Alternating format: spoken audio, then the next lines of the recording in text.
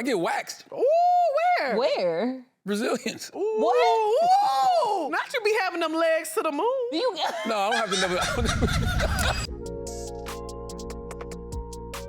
Do you still consider yourself messy? Man, we all messy. We always say we hate people that try to be like, if it's not about God getting some money. You waste time. I think men gossip just as much as women. They They do. just call it building. Were you like nervous when like Angela Yee left? Like when Destiny's Child switched it up and it Yeah. worked. But everybody was But at like, first, everybody was enraged. No, they weren't. yes, they They were. still had Beyonce. And So you're saying you're the Beyonce? Huh? How y'all are obviously friends, y'all work together, but like when Andrew gets involved in like the race stuff. And Not my business. And Andrew's a grown-ass man. Drea, your people. Yeah, right? yeah. And can't nobody tell you about Drea. Y'all know each other. They always be trying to like insinuate that you're not masculine. I don't know why people like to use women as an insult. For me, it be the gay comments like, oh, that gay. And I know some gay guys that'll beat your ass. I'll beat your ass. I leg press 245. Women strong too. She was in her 20s, I was 8. Is she You in were jail? No, she's not in jail. No, we're gonna lock that up. She need to be. Man, I don't want her touching on me, so I used to have these little firecrackers. Whenever an adult would leave, she'd come, and so I just started throwing them at her. Get away from me, get away from me, get away from me. As a woman, I'm not kissing my friends. Lex kissed me one time, so she's lying. That was a long time ago. What happened? That was when nothing up. Where was y'all at, though? Where? club. Where?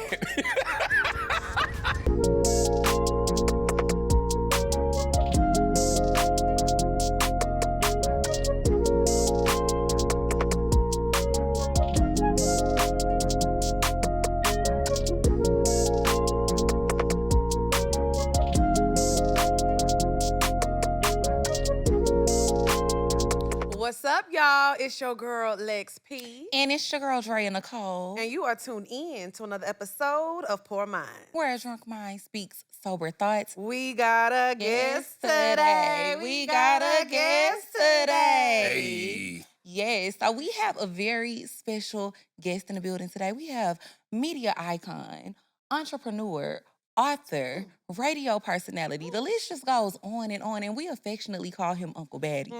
We have Charlamagne Tha God in the Peace, building. peace, peace, peace, peace, peace, peace, peace, peace.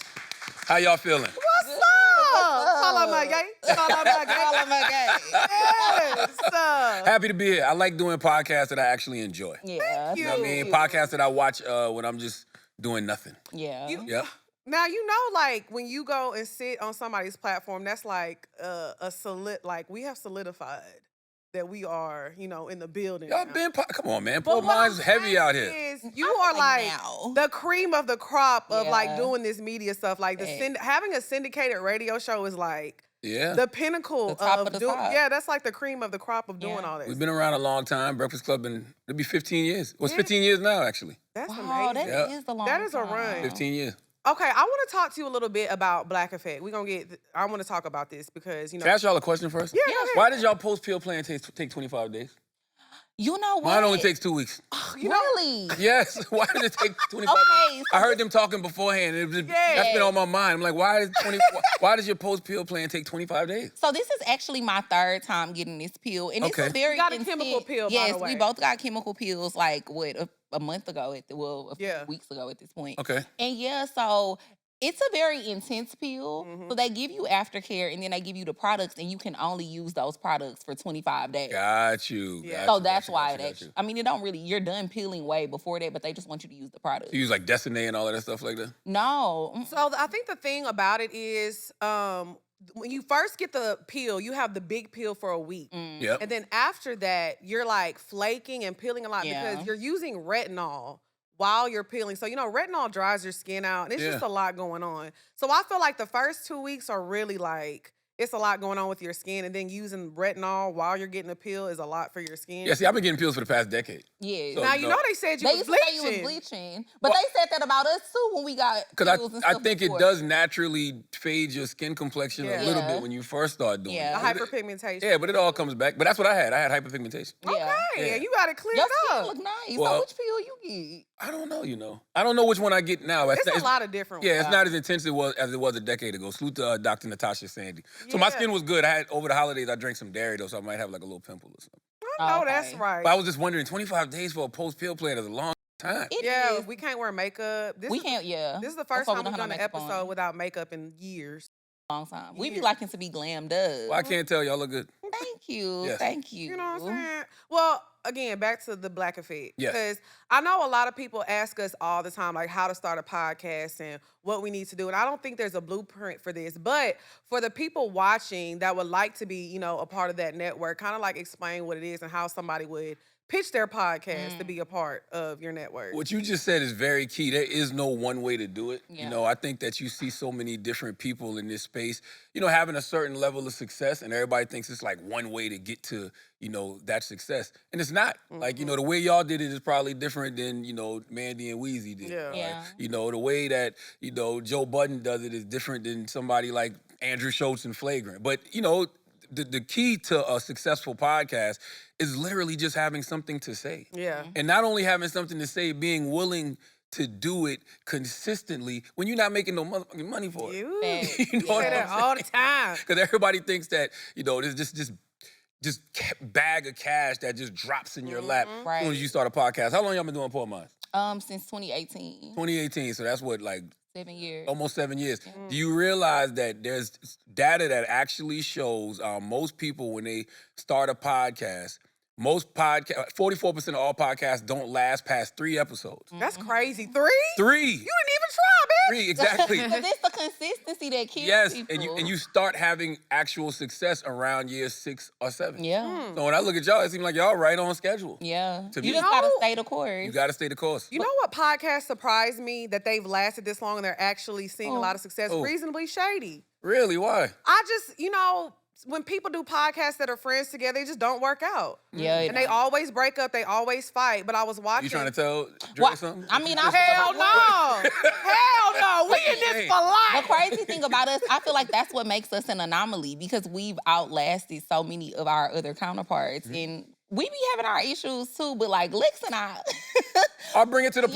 Yes. When you have We issues, don't bring it bring- to Oh, the no. pod. We don't No, do that. we don't. Okay. But you know why? Because I feel like one thing that I love about Poor Minds is like we don't have to clickbait and do all this stuff. Because a lot of times people are doing that just, they gonna watch this. This is my friendship and I'm going through it. I do not need y'all in my business. Yeah. You know what I'm saying? It depends what it is, though. If it's a teachable moment and people can learn from it, Right. there's nothing wrong with that. There's nothing wrong with bringing that to the pod. But you know what's interesting though? Because I think because we don't do that, it's always a lot of speculation in the comments. Oh, all if, the like y'all time. really get along. And, Yeah, like Yeah. especially if like one of us is having a bad day. I think people never assume that it could be outside factors. Like Yeah. both of us have separate lives outside of Poor Minds. People never assume like, oh, maybe Lex had a bad day. Maybe she got into it with her men. Maybe she got into it with one of her It's other always that. Maybe she got into it with one of her other friends. Maybe I had something started happen. to say other niggas. Your mama sitting right there. So you ain't want her to think like that. I heard you started. I heard you. Yo. Yes, you was. You said her man, and then you said other friends. I heard you. You know what? I heard you. But I'm just saying, like, maybe I got some flat tires or something and I had to spend a whole bunch of money and I had to come to the studio and I'm annoyed by that. People always assume that if one of us mood is off, it's because we not getting along with each other. And y'all successful now, so people Yeah. want to see y'all break up. They do. That's just, I don't know why people are like that, but whenever somebody is having some success, then all of a sudden that's when they decide, you know what? We're tired of them winning. And the you know? comparison. Oh and my everything.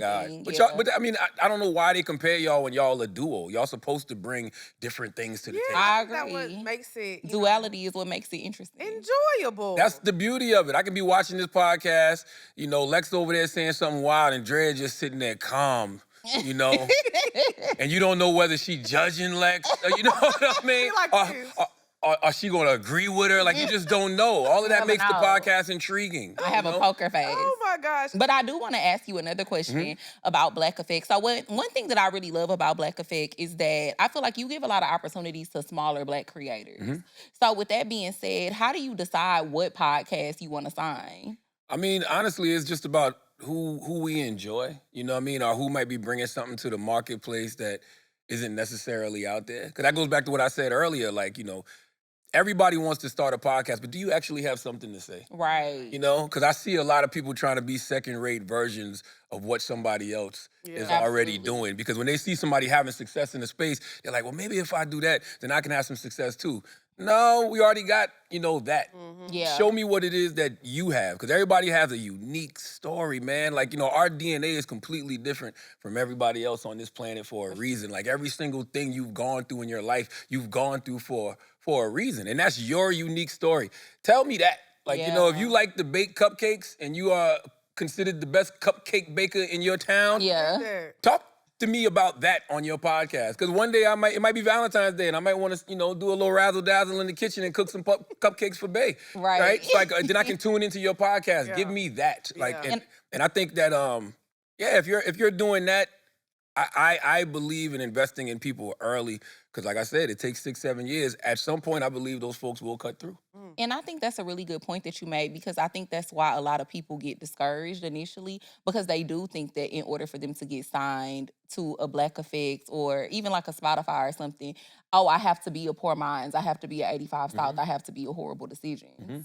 And that is, yeah, that's very true. And the other thing about the podcast business is like, yo, I would rather you start off on your own, grow it however much you want to grow it, then go look to partner with somebody. You know what I mean? I think a lot of people are just saying, hey, man, I want to start a podcast. How can you help me start a podcast? And then when you be like, well, ain't no dollar amount to that. Yeah. You know what I'm saying? Because the way the podcast business is right now, like 5 years ago, I mean, people was just getting money thrown at them in crazy ways. But now the business has like leveled off and you know what somebody is supposed to make. And if you're starting from ground zero, I don't care who you are. I don't care if you're a former rapper, former athlete, whatever. If you're starting from ground zero, I can't invest a whole bunch of money into your podcast because I don't know if I'm going to get a ROI, right? Yeah. So the best thing for you to do is probably do a revenue share. Yeah. Split with whatever company you want to partner with, and y'all grow something together. See, I hope y'all wrote that down. They didn't.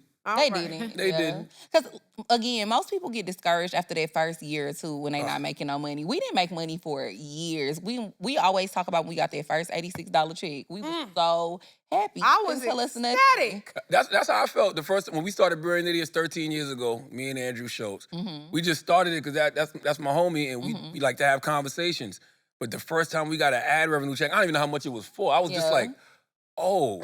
Yeah. You can make money doing this? Yeah. You know, Yeah. and I was arrogant when I first started podcasting because I was already doing Breakfast Club. And so my guy, Chris Moreau, came to me and told me that I need to start a podcast. I'm like, for what? I do morning radio. Like, podcasts for people who can't get on the radio. And then I was like, well, I have been fired from radio 4 times before. So, if I start this podcast, at least I'll have something, potentially to fall back on. And 13 years later, Brilliant Idiots is its own 7-figure business. Yeah. Wow, you've been doing Brilliant Idiots for 13 years? 13 That's years. crazy. I never even 13 realized years. that. Let me ask you a question too. How do you feel partnering? Like, y'all are obviously friends, y'all work together, but like when Andrew gets involved in like the race stuff and all, like, how do you continue y'all's relationship but still trying to like educate him but not cross the line? Like, how do you maneuver that? Not my business. Yeah. And the reason I say it's not my business is because it's the same when I got shit going on. Like, Yeah. you know what I mean? Like, people like to come to me about things Andrew said. Andrew's a grown-ass man with his own opinions, right? Like, I don't have nothing to do with that. Like, we Yeah. get on Brilliant Idiots, we have our discussions, we have our debates. We've been doing that for 13 years. You keep it moving. Plus, man, this politics thing is fleeting. Yeah. Right? Like, 2016, we went through that, and that's when they was calling him alt-right Andy. And Yeah. then 2020 came, Biden was in office. 2024, he's back. He chose to support Trump. Listen, everybody got the right to be wrong. Yeah. You know what I mean? Because at the end of the day, when you make a decision, right, that person that you voted for, if that person doesn't follow through, you still voted for that person. Yeah. So if you're wrong and he takes the country to shit, then you got to eat that. Yeah. Yeah. Yeah. So to me, that's just like, that stuff is fleeting, man. Yeah. Yeah. Sometimes I be feeling like I don't know if I could. It'd be hard. Like if I felt like Drea said something publicly crazy. Now in the public, I'm not gonna get into her about it. But I feel Yeah. like we would have to have a conversation behind closed 100%. doors. Yeah, me and Schultz definitely have a lot of conversations. Like I said, some of them we bring to the podcast, some of them we don't. But like you said, Drea, your people. Yeah, Right? yeah. And can't nobody tell you about Drea. Right. Just like can't nobody tell Drea about Lex. Because we know each Y'all other. know each other. Yeah. So it's just like when I see people say stuff on social media, I be on interviews and people bring up shows, I'm like, y'all don't know him. Like, y'all Mm. know a perception of him, or y'all know a moment that y'all saw. I know the man for 13 years. I know his Yeah. pops. I know his mom. Yeah. You know, his brother. I know his family. He knows my Mhm. family. He was at my wedding. Like, I was at his wedding. Like, it's just Mm. like, this is somebody I actually know. So you can't tell me about somebody I know. Right. Yeah, That makes for sense. sure. That makes sense.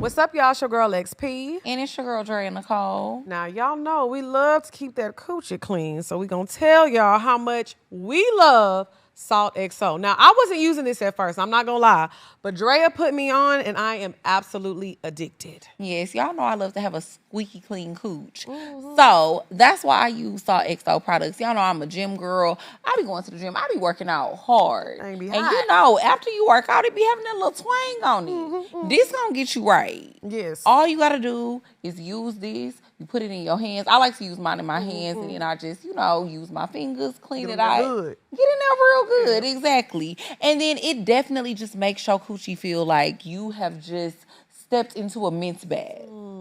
I love it. I love that. Winter fresh. I feel like every woman should have some yoni gel in her shower. Absolutely. Now, I use the seedless one. You know what I'm saying? Because my thing, it likes to eat up. It's going to eat it up.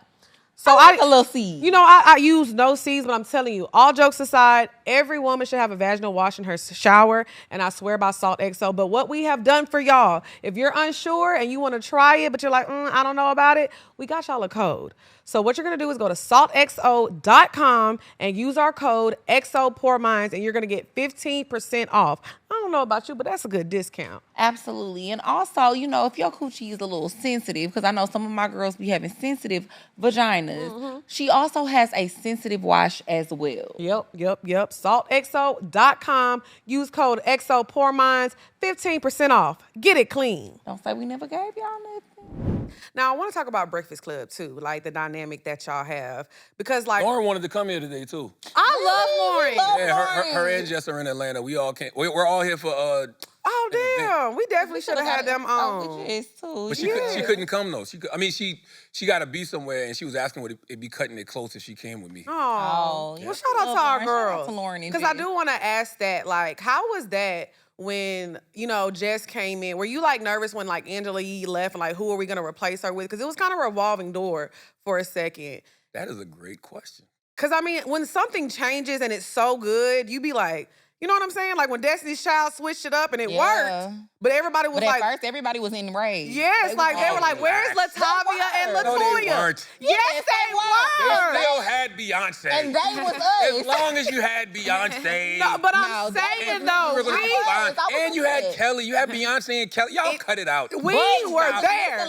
But I'm from Houston. I know, and I love So- Latoya and I love Latavia. Yeah. But as long as they had Beyonce and as long as they had Kelly, wasn't nobody really We were tripping. nervous. We was. We You was like, were not.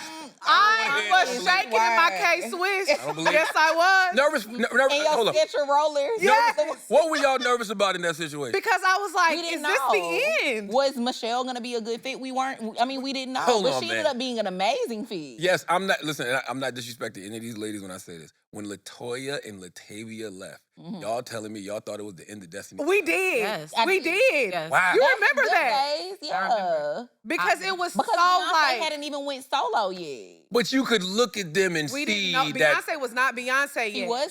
she kind of. I don't believe that. I looked. Yeah.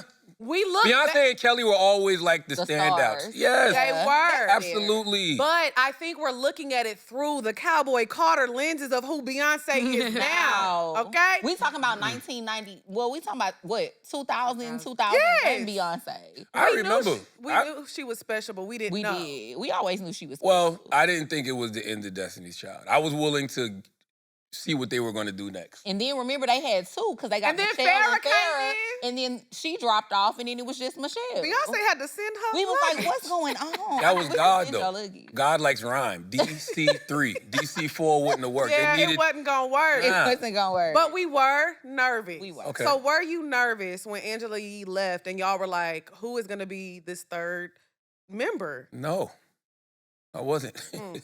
and that's not a knock to, Angela Yee in any way, shape, or form. Like what we built was fantastic. You Yeah. know what I mean? But I just have so much belief in me, and I have so much faith in myself that I know whatever, God causes to happen around me in any way, shape, or form, it's gonna be okay.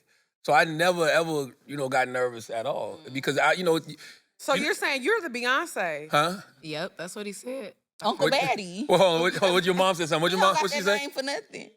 Oh, She amen. said, Yeah, it's the "Amen." truth. It's the truth. No, I'm not saying I'm Beyonce. No, that's not what I'm saying. I'm just simply saying I had faith that me and Envy would be okay. Yeah. I just really did. I knew it. And I knew it would be fun because my vision for the Breakfast Club has always been for it to be a club, Yeah. right? Like, you want all of these different multiple members who are able to come through this show and have success. And it was dope that Angela Yee was able to go off and get her own show. Like Yeah. she has her own show, does. Way Up with Angela Yee. That's also nationally syndicated. It comes on right after the Breakfast Club. Her studio is literally 50 feet away from Breakfast Club studio in New York City. So I already had the whole vision and the whole plan. I'm like, it's gonna be dope. Angela Yee's gonna go do her own thing. We can rotate guest hosts for a year. Yeah. And that gives us the opportunity to bring so many, so much different talent through the room. Y'all came and y'all guest hosted for a while. had a ball. Yeah, we had a good time. And I was just like, yo, let things fall where they may. Like, you won't even have to decide who should be in the room. God will decide that for you. You just got to make sure that you got all of these different people, that end up coming through. And we ended up with 2 individuals. Yeah. And that was always the plan. It was always the plan to where, let me step back. It wasn't always the plan for us to be a 4-man group. It was for us to get another co-host. But man, Lauren was so dope, and she has a senior news producer background coming from TMZ. That was just something we was already looking for. We were looking for that position. And it just so happened that she came in and did, a phenomenal job at both. And it's kind of like she's just I'm there. Here with something. That's what I'm saying. I know that's right. But that's God. That's why they always say, you can have a good plan, Yeah. but your good plan isn't always God's plan for you, Yeah. right? Do you still consider yourself messy? Cause they be Yeah. like, you messy. I think we all messy. I love to I be think everybody messy. We always say we hate people that try to be like, if it's not about God getting some money or my kids, You wasting then you time. wasting time. I don't participate in gossip. That's I feel not like true. people are everybody gossips with their friends. It can be all those things. Now, yes, we love gossip. Yes. That's why everybody like having a microphone in front of their face. Yeah. We love to talk, okay? And it's been going on since the beginning of time. We were doing this since elementary school, okay? Yeah. This is what we do. Like, so messy, I guess. I'm no messier than the next person, you know what I mean? I like some good tea, you know what I mean? love If you got a good tea. story, you know what I I mean? love tea. We love a nice little sip. Who a said hot what? sip. You know what I mean? Yes. I like a kiki, right? Yeah. I love a good My favorite thing is when like Drea or Shay, they like send me a headline. I'll be like, oh, this is juicy. My favorite thing now, because I've been around for so long, I was born in 1978. So, and I used to work with Wendy Williams. I got with Wendy Williams in 06. There's so much stuff Wendy said over the years, so much stuff she told me privately and publicly. I can't even say privately because there's nothing she said privately that she didn't say publicly. right.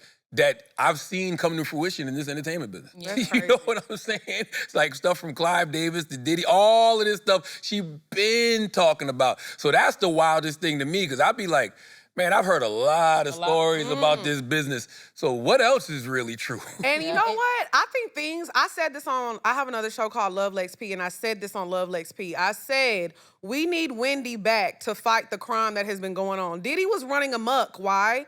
because Wendy wasn't here to report about it. Yeah, Mm. People used to be in hiding about the shit that they was doing because they knew Wendy was gonna get on air and say it all. How you doing? Yeah. And spill all your tea. Plus, it was a different era back then. Though. You got to think that wasn't the under surveillance era. Like we're under surveillance now. Yeah. Like, everywhere you go, you might as well just think to yourself, yo, you probably being recorded in some way, shape, or form, or somebody's watching you, somebody's paying attention to you. Because I always say, everybody's got their own little reality show going on, and we're all extras in it. You know what I'm saying? So you guest starring in somebody's reality show, and all you was trying to do was get through the airport. You know I what mean? always feel like I'm on camera. You cannot convince me that it's not hitting see what I'm cameras saying? everywhere. No, Somebody watching you. That's why you got to be careful with all them Everywhere. niggas, Lex. yeah. You see what I'm saying? Now see? Now why am I in it? What? So another thing about Breakfast Club, it's always some controversy, some interesting moments on the show.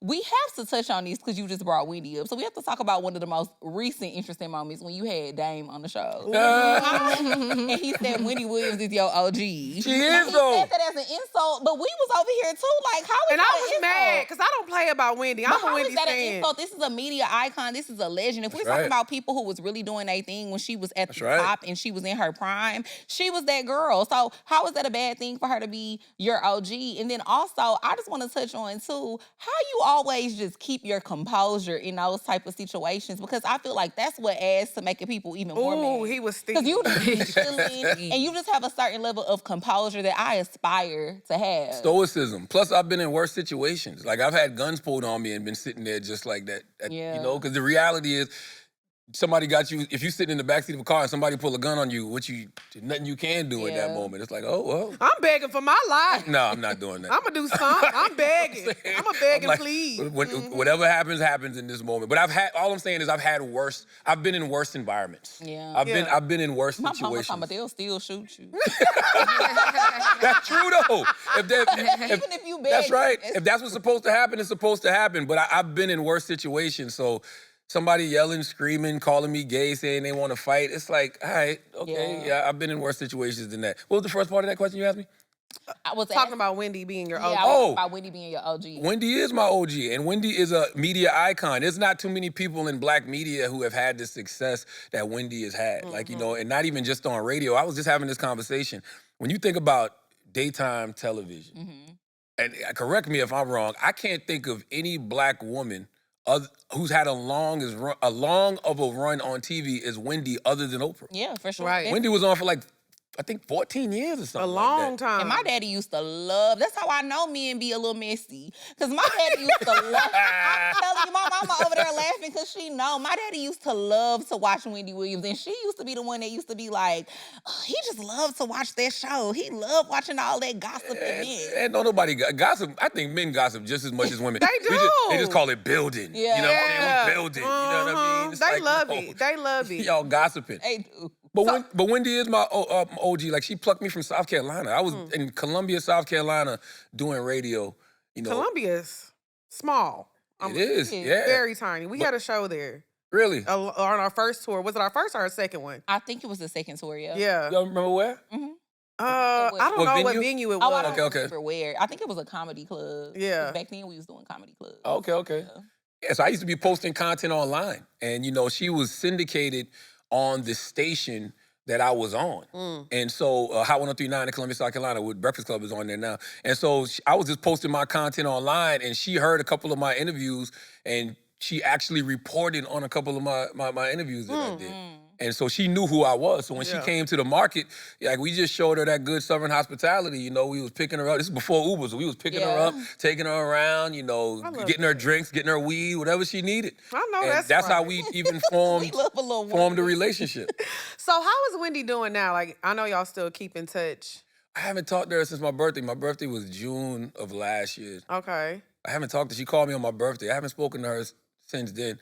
But she was in a better place. And she had somebody who I really adore. Her name is Gina Lisa. Gina Lisa is like a caregiver, basically. And she helps the elderly or people who end up in like those homes or those guardianships. Like, she helps them, maintain their dignity, or like, if you don't want to put somebody that you love in one of those situations, she can have it set up to where you're basically a caregiver at home. Like she's helped Okay. my family in a lot of ways, right? Mhm. And so she was the person that I connected Wendy with Okay. to help her, get out of her situation. So even the moving around you got to see Wendy doing last year, that was because of Gina Lisa. Okay. And then, I guess her and Gina Lisa parted ways, and Wendy kind of went back into the same situation. So I don't know where that's at right now. It seems like she's Yeah. starting back at square zero. Damn, I was hoping we was gonna get a Wendy comeback. Me too. Because when all the Diddy stuff started happening, She was- Lex was like, "Oh my God, I where's knew- Wendy? This is when we need Wendy." We need her to fight the diddler. She is the only one who can save us. What's up, y'all? It's your girl LexP. And it's your girl, Drea, Nicole. And y'all know we are always talking about financial literacy and getting your finances together. And we're going to help y'all do that with Rocket Money. 2026 is the year of budgeting, guys. We are no longer gonna be just spending money and not keeping track of what we spending or having a financial plan about where our money is going. That's what I really, really love about Rocket Money. Rocket Money is a personal finance app that helps find and cancel your unwanted subscriptions, monitors your spending, and helps lower your bills so you can grow your savings. I'm terrible with that, y'all. Those 30-day trials be getting me every time. Yes, and it's going to send you alerts on whatever is going on with your money, whether your balance is low, you're spending too much, but it also lets you know if you are reaching your goals. So it'll reward you by letting you know, hey, you're on track this month and you're doing a great job. So all you're going to do is go to rocketmoney.com/poorminds and get all of your finances on track in one place. rocketmoney.com/poorminds. Period. Let Rocket Money help you reach your financial goals faster. Join at rocketmoney.com/poorminds. That's rocketmoney.com/poorminds. rocketmoney.com/poorminds. But you know what's so funny? We had dinner last year, and I remember Wendy saying to us, and Lauren LaRosa was there, she could attest to this. Wendy said, I think I'm in this situation because of how I used to talk about people. Ooh, oh my She God. said that. And I was like, what you mean, like karma? And she was like, no, like God. And I was like, I ain't never heard Wendy mention God a day in my life. Oh, But she wow. said, like God, I think God has me in this situation because of how I used to talk about people. Yeah. And that was just like, wow, Eye-opening. Exactly. So it just made me feel like, you know what? Let me be a little less messy. Yeah, for real. Like you just don't know. Like I don't feel like I've ever been as messy as Wendy. Yeah. Because like I'm just an opinionated person. So I'll tell you how I feel about something. I'm not trying. I don't care. I'm not trying to pull you out the closet. I don't care who you fucking like. I'm sorry, Mom. No, it's okay. sorry. It's Yeah, fine. The way I talk around Miss Barbara, I done be saying I'm sorry all day. Yes, me She too. done heard it all. We understand. So I'm not doing that. But I can't sit here and act like words don't hurt. Like there's people still mad at me for jokes I said to them 15 years ago. Yeah. So I get it. I think there is a line though, because like I said, on my show, I do, the hot topics and celebrity gossip, but I like to do it in a way where I like talk about the headline, I crack a few jokes and I move on. Like I'm not getting too deep in it because at the end of the day, you have to remember like these are still people. You know what I'm saying? And there's a very thin line like that a lot of times people cross. Right. And it gets real ugly. Like a lot of the people that I see that do the same type of content with the gossip, it's like you don't have to be nasty and just tearing people down constantly. That's why Megan took that lady to court. Absolutely. Yeah. Which is interesting. And I think that it's going to set a precedent for a lot of other celebrities to sue people in the future because she actually got vindicated and she won. Oh, Cardi set that precedent. Well, yeah, with that's Tasha true. K. Yeah. And my homegirl Bonang from South Africa. She did the same thing. Bonang is like a superstar in South Africa. Yeah. She did the same thing. She sued a blogger I think it was for a defamation suit as well. And she won. I haven't seen a blogger win yet. But you said something that's very important, man. These people are human at the end of the day. They Yeah. are. And that's something you don't realize, right? Like when like I remember being home in South Carolina looking at all these different celebrities and used to see them on World Star and stuff like that. And they didn't seem human. And you would see these rumors about them like, oh, they're in the Illuminati or they, sacrifice 7 hamsters to get to where they are, right?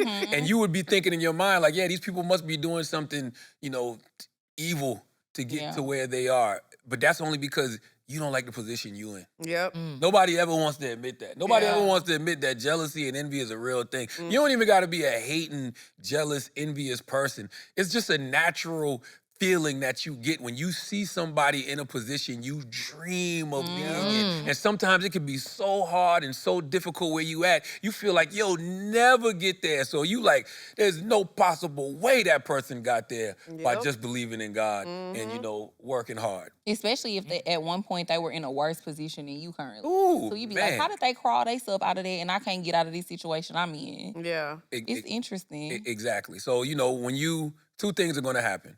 You're going to have your own success, and you didn't do anything nefarious to get there, right? You just worked hard. You believed in God. You believed in yourself, and you got to where you supposed to be. And then now people are talking about you the way you used to look and talk about people.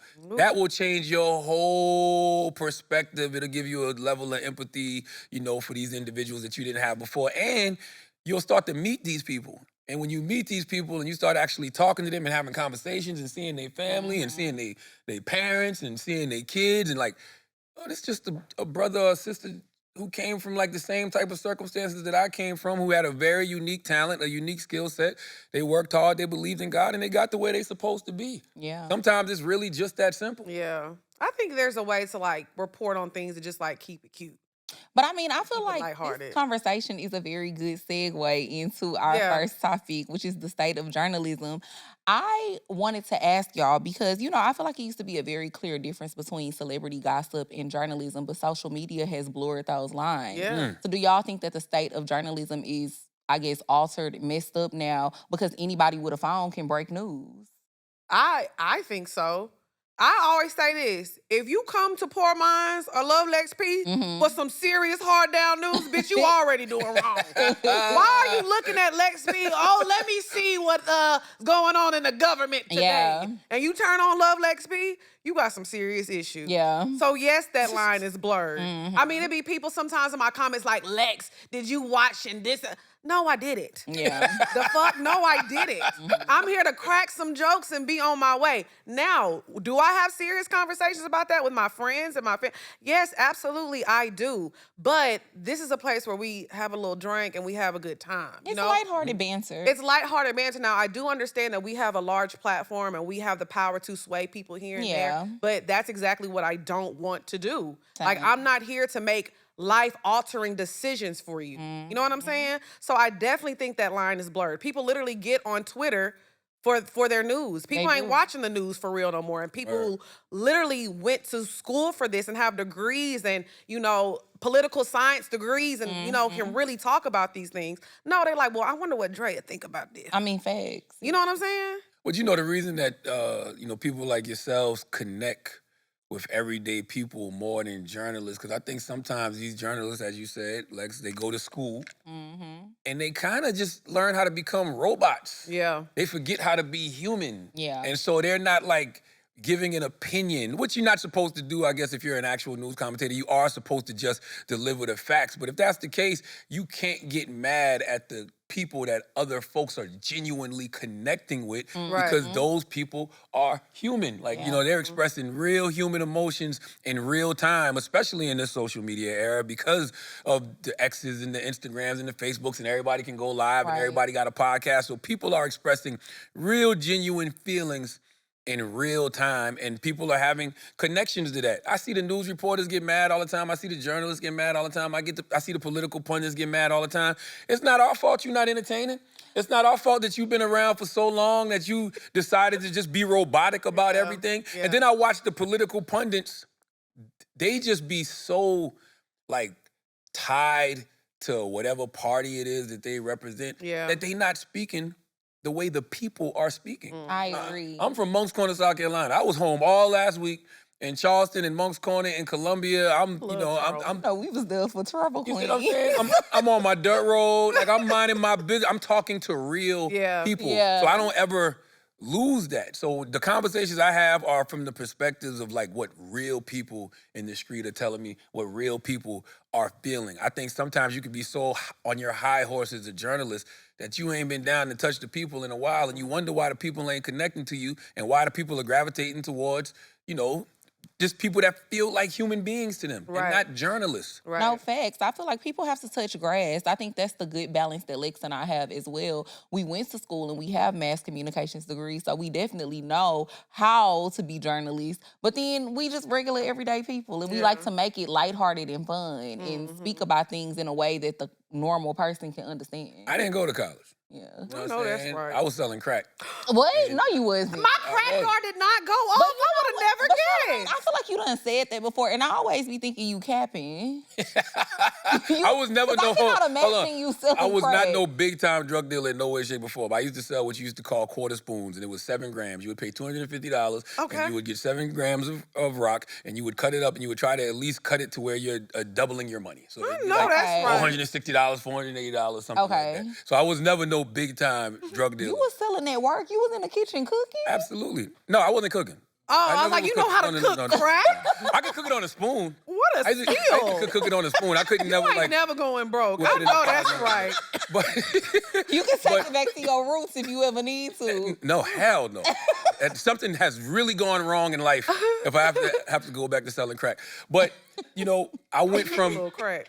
from the streets of Monk's Corner to being in the radio station because I was just looking to do something positive in my life. And to the point that both of y'all just made, my daddy used to always say to me, if you don't change your lifestyle, you're gonna end up in jail, dead, or broke sitting under the tree. And when you start to go to jail yourself, and when you start to see people around you actually get killed, and when you start to see people that you used to grow up, you know, like idolizing in a sense, actually just sitting under the tree broke, not doing nothing with their life, you like, oh, my daddy telling the truth. So I was just like, you know what? Let me start doing just positive things because I believe in this acronym called PEACE, and it's positive energy activates constant elevation.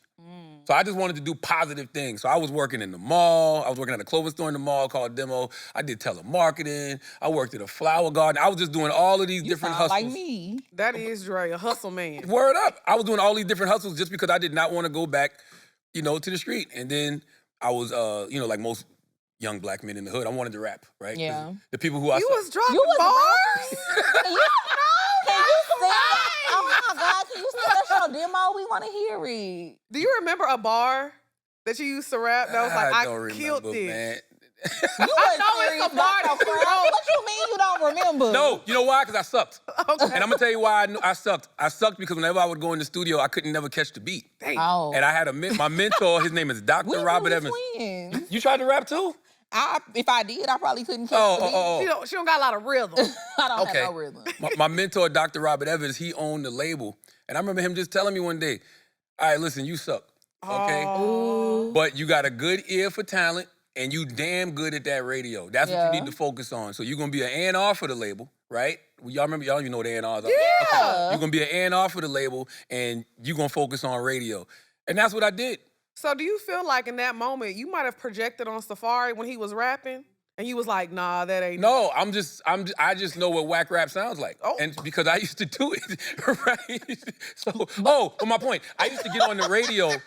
When I first started getting on the radio, I didn't know what I was doing. Okay. Nobody taught me. I didn't do college radio or Yeah. anything like that. So I always say the best thing that I had when I first started with radio was not knowing how to do it. So the only thing I could do was be myself. Yeah. So I would be coming from Monk's Corner, sometimes drunk, sometimes high, and just Off getting the on the crack? air talking. No, not off crack, Oh. off weed. Oh my God. I feel like he would have I think he would have less teeth if he was doing the crack. Yes. And so I would answer phone. I would just be answering the phones and talking to people like Yeah. just regular. And so that was different than what everybody else was doing. And that's always been my mind state. Just man, show up and be yourself. I know Charlamagne wasn't doing crack. He got his side teeth. It don't matter. Definitely still got my You side can see some functioning crackheads. Now, being They that be you still sold missing crack, teeth, you can though. probably eyeball a crackhead. Is there people in the industry like they're You on be like, crack? I know they on something. Oh yeah, absolutely. I But can let- coke and crack is different. coke, Because crack is whack. crack is fried cheap. cocaine. Yeah. Crack is fried. Crack is I like fried deep cocaine. fried shit. It is. Okay. That's all you're doing. All you're doing is taking the coke, adding a little baking soda to it. You know what I'm saying? Frying it up. Come on now, Chef. Baking soda. I got baking soda. Chef Charlotte. No, I can definitely see. I can, man, and going to therapy, I can see when somebody's dealing with real mental health issues and having an episode, and ain't nobody intervening. Wow. Like we've seen that quite a few times. I do want to touch on that because I feel like you're one of the very few Black men in the industry that is always advocating for mental health. Why is this so important to you? I mean, because it just helped me. I'm the type of person, like, if something has benefited me in any way, shape, or form, I just want to share it with people. And plus, when I started talking about it back in 2016, like, people thought I was joking at first. Yeah. Like, I'm going to therapy every day at 3 o'clock. And it was like a joke. It'd be like, people would call in, like, all right, Charlamagne, I know you're going to be at, Friday at 3 o'clock. But then after a while, people were like, wait a minute. Mm-hmm. Something's different. I see something, changing a little bit. And it was because of therapy. So it was just for me. When I started to talk about it and express, dealing with anxiety and dealing with bouts of depression, man, so many other people started coming to me having conversations about it. Like, women would come up to me saying their husband started going to therapy because of me, or their brother started going to therapy because of me. And so I just realized it was just something that was, bigger than me. Yeah. And that's when I ended up starting my nonprofit, which is called the Mental Wealth Alliance. Okay. And what we want to do is we want to provide, free therapy to like 10 million people over the next 5 years. That's amazing. Because we do talk about mental health We a lot do. because I think in our community, like, we don't take that stuff serious. Like, I didn't realize what anxiety really was until I got older because I didn't know what was going on with myself. I didn't know what, seasonal depression was. Like, I really didn't understand it till I did my own deep dive and I had to get into therapy like after my mom passed. So it's like, I didn't even understand the process of like grieving. You don't understand a lot of stuff when you just never talk about it. Like, I had a very close relationship with my mom growing up, but like talking about depression and stuff, like I didn't even know depression was a thing because they make depression look like a certain thing. Yeah. Like, it's like, oh, that's only something like the emo kids are doing, like, and being sad and doing all that. And Like, you don't wash, you stop shaving. yeah. And it's like depression looks like so many different things. Depression can be somebody being overly happy and showing up for everybody and just trying to stay busy and doing so many things. And you don't even realize they are struggling on the inside. Staying busy is a response to trauma in a lot of cases. It is. Yes, 1000%. People be trying to run from themselves, but you can't run from yourself. That's the other thing too. That's another reason I started to talk about it so much, because it's just like I wanted to encourage other Black men to stop running. Like, you don't got to run from yourself. Like, we all got a bunch of unhealed trauma that we haven't dealt with. Stop. Take the time for yourself. And that's part of like self-care. Like, I hate people who take better care of material items than they do their own bodies and brains. Yeah. Yeah. You know what I mean? Your rim's cleaner than you. You know what I'm saying? I think people like to think that, a lot of people like to think that nothing is wrong with them. Like, it's the acknowledgement of realizing, okay, maybe this is why I do this. I think sometimes people just want to think it's like a quirky thing about their personality. Yeah. Like, a lot of people have ADHD, and being busy all the time is a response to that. But you're walking around undiagnosed, so you don't even know that you have ADHD, and you've been having it your whole life since you was a child. I found out from my therapist that I have ADHD, but I found out like 2 years ago. Yeah. I probably had ADHD too, but back when I was young, they just wanted to put me on Ritalin. They just thought I was bad. Yeah. Little badass little boy. My daddy said he don't need no I damn remember Ritalin. the He kids need his thought ass that was beat. on Ritalin. They Yeah. was like, stay away from them. Facts. They was on Ritalin when we was kids. But yes, it's like, it's even in small things. Like, I get distracted easily. Like, I'll be about to send a text to somebody, then something will happen, and then I'll forget to respond. And my therapist was like, I think you have ADHD. And she like did this test on me, and I found out that I did have it. You gotta take your brain back. Yeah. I think, even what you said just now, I think a lot of that just has to do with technology. Technology just distracts us now. Yeah. You be thinking about one thing, and then you go to your phone for something. Next thing you know, you down a rabbit hole or something else. You forgot what you were supposed to do You on over here. TikTok trying to figure out how to deep fry a turkey. You got No, you see what I'm yeah. saying? That happens to me all the time. You got to take your brain back. Yeah. I wonder you what's do. Ritalin now. Wouldn't that be Whatever like, it is, they popping it for recreational Word. purposes. isn't that, what's the one that the college kids always Adderall? take? Adderall. Is that the I same don't thing? know, I wonder. Is it like rebranded? It I think that's what probably it Oh, is, baby. it probably is. You know what I'm saying? Because we don't hear Ritalin anymore. But I do want to say, though, I think that also when you see people on the internet and they're talking, stop diagnosing people in the comments. I hate to see that. They're like, oh, he's autistic. Oh, girl, you got ADHD. Shut up, girl. Because they be in the comments doing that to me. This lady wrote a long, do you remember that comment? I do. This You lady think you wrote, autistic? she said I was autistic, ADHD, Not high functioning autism. LGBTQ. She gave me all the alphabet, Charlamagne. I said, I'm just a bitch that used to smoke a little crack. And, You smoke crack and mind for real? you, she's never smoked crack a day in her life. Lex is crazy. I smoked it once. But You was, did? Well, it was, no. You smoke crack? No, it was cocaine in a blunt of weed, but I didn't know that it was in Sound like there. a good time to But me. they It had was. a name. We for that have back New in the Year's day. for real. It was though. I'm not gonna lie. It was good. It was. I would do it again by accident, but it was. I remember that high vividly to this day. Sometimes you have a high that's so good, you be like, I understand it. But that's crazy though, because at least you were able to be like, "Oh, this was too good, but I'm not gonna do it again." go back. Most people would do it again, and that's how they end up falling down their hole. But you know what it was? I thought it was weed. So Oh. I was just looking for whatever that weed was. Yeah. I didn't realize until much later in life, like, oh, that's what that was. It was crack. Because you know the smell. You know what Yeah. I mean? So I was like, oh, that was. I used to call them woolers. Y'all got some In names on Florida, they used y'all. to call it boom. Y'all got some names on y'all.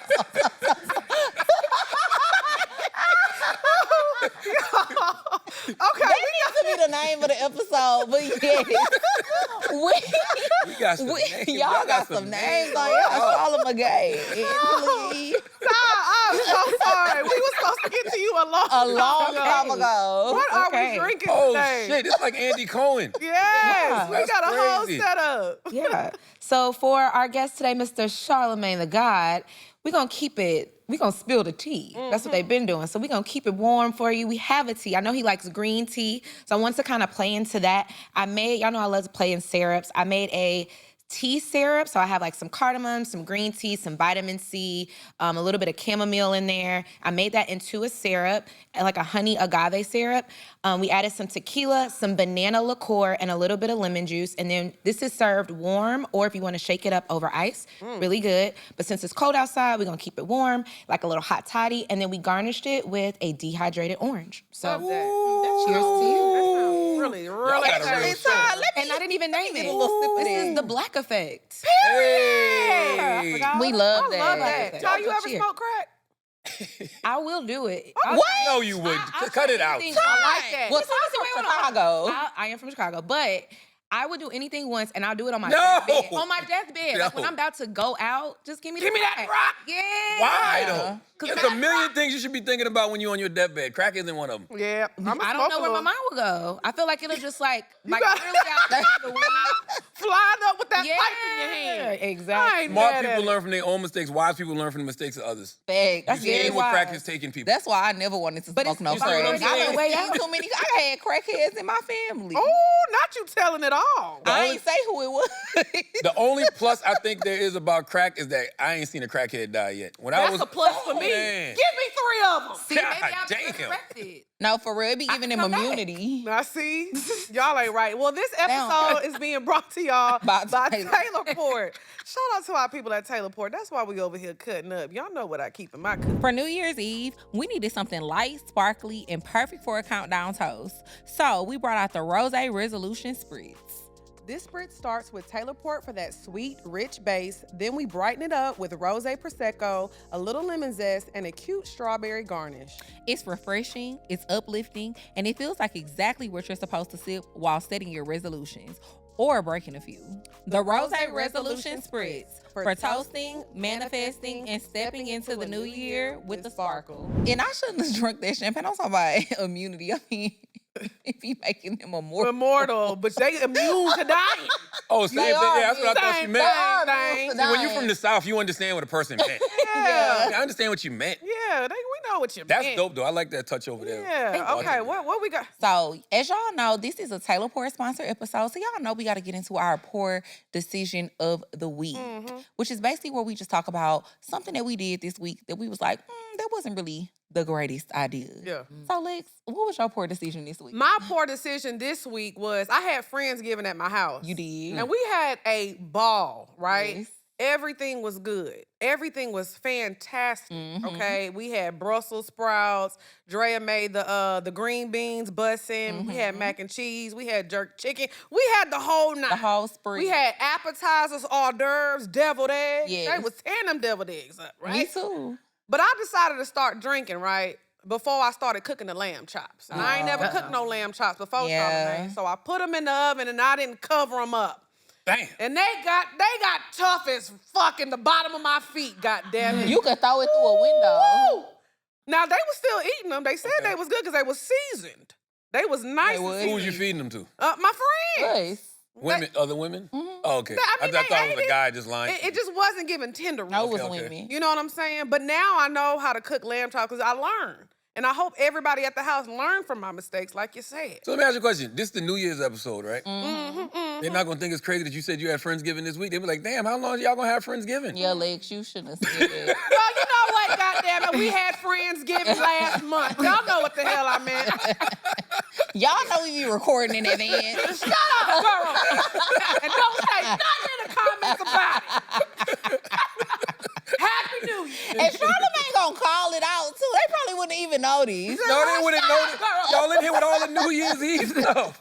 I mean, yeah, fact. We do got a whole little disco ball on the The table. disarray. Okay, With party. what was your poor decision?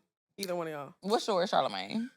Poor decision? Mm-hmm. I don't think I made any poor choices. I mean, my poor choice is probably boring. Like, I probably ate something with some dairy in it, and I shouldn't have had no dairy in it. Ooh. So it gave me the runs and a Spicy. gave me the runs and a little pimple. I ain't do nothing crazy. Such a rebel. You know what I'm saying? I didn't do nothing crazy You ate this some week. mozzarella?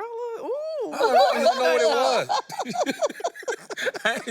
I haven't done nothing crazy this week. Okay. That's fair, though. cool. Thus That's a far. good life. That is. That's a good life. Plus, I believe in choices. So if I made a choice, it's a choice I made. That wasn't a poor decision. Yeah, Right. You know? that's true. What about a poor business decision that you've made?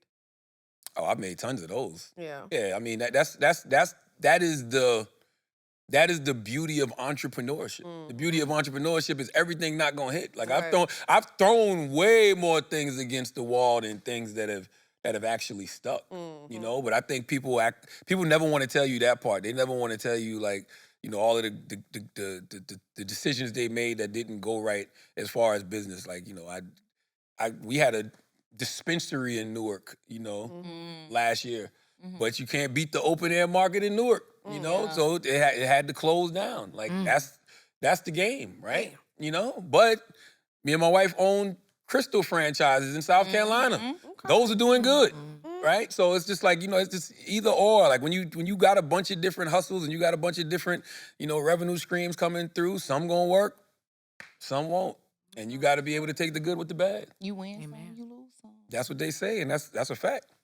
What's your poor decision?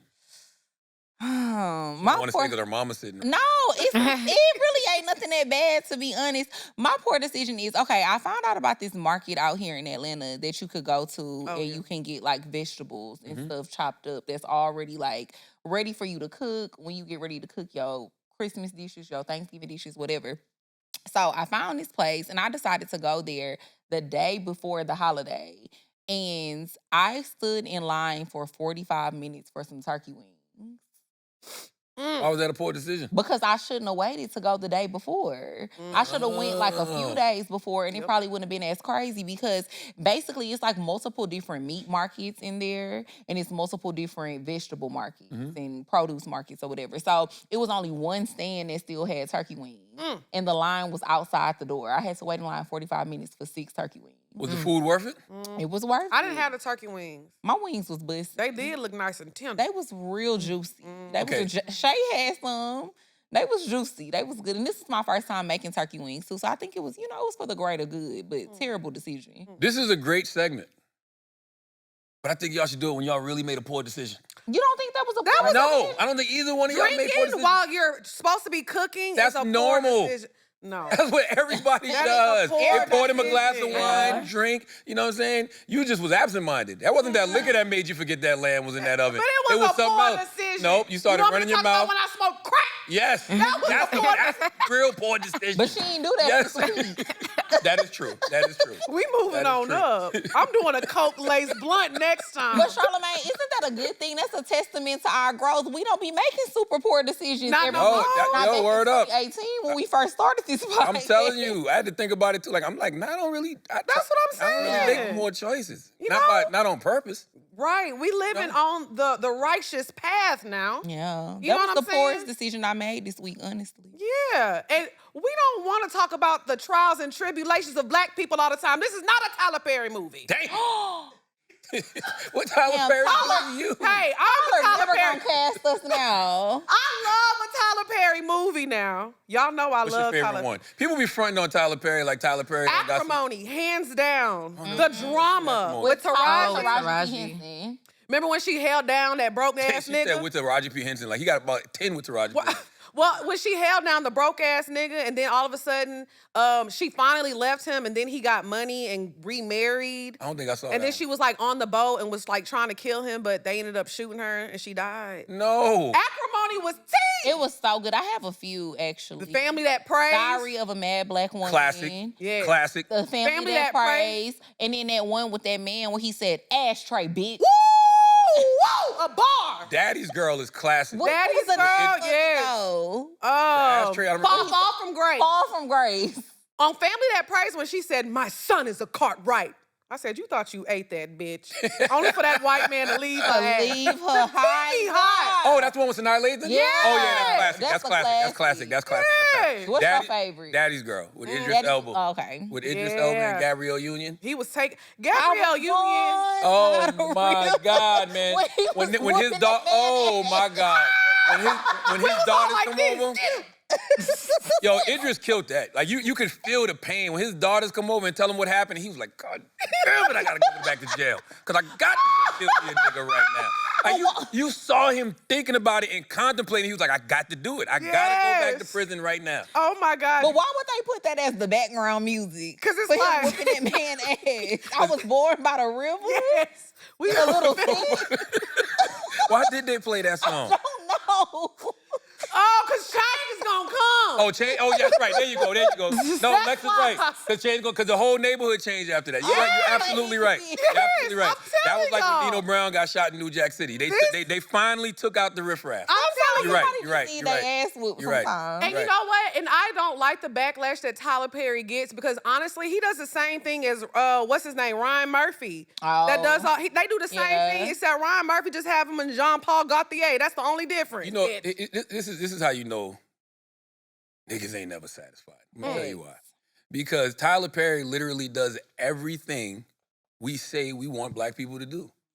He's independent. He's an entrepreneur. He don't answer to nobody. He got his own studio. All he does is cast black people and keep That's black it. people working. All he does is tell black stories. Now, you may or may not like the stories. That's Right. it's art is subjective, so you can have that conversation. But other than that, he is the blueprint to what we want black people to do and black people to be. Yeah. I agree. for sure. I'm unofficially on Tyler Perry's street team. I'm gonna always promote for him. Me too, because I always say this: as unrealistic as people say his shows and his movies are, it's but you was entertained, wasn't you? Why is his movies I always be number on the one? edge of my Yeah. seat Every every time. time. I don't be thinking they're unrealistic either. But people say that. I know I do hear people say that, but I've seen some wild stuff in my life. So Yeah. I don't think it's unrealistic at all. One of my favorite shows is Sisters. I always you be love I love Sisters. Sisters.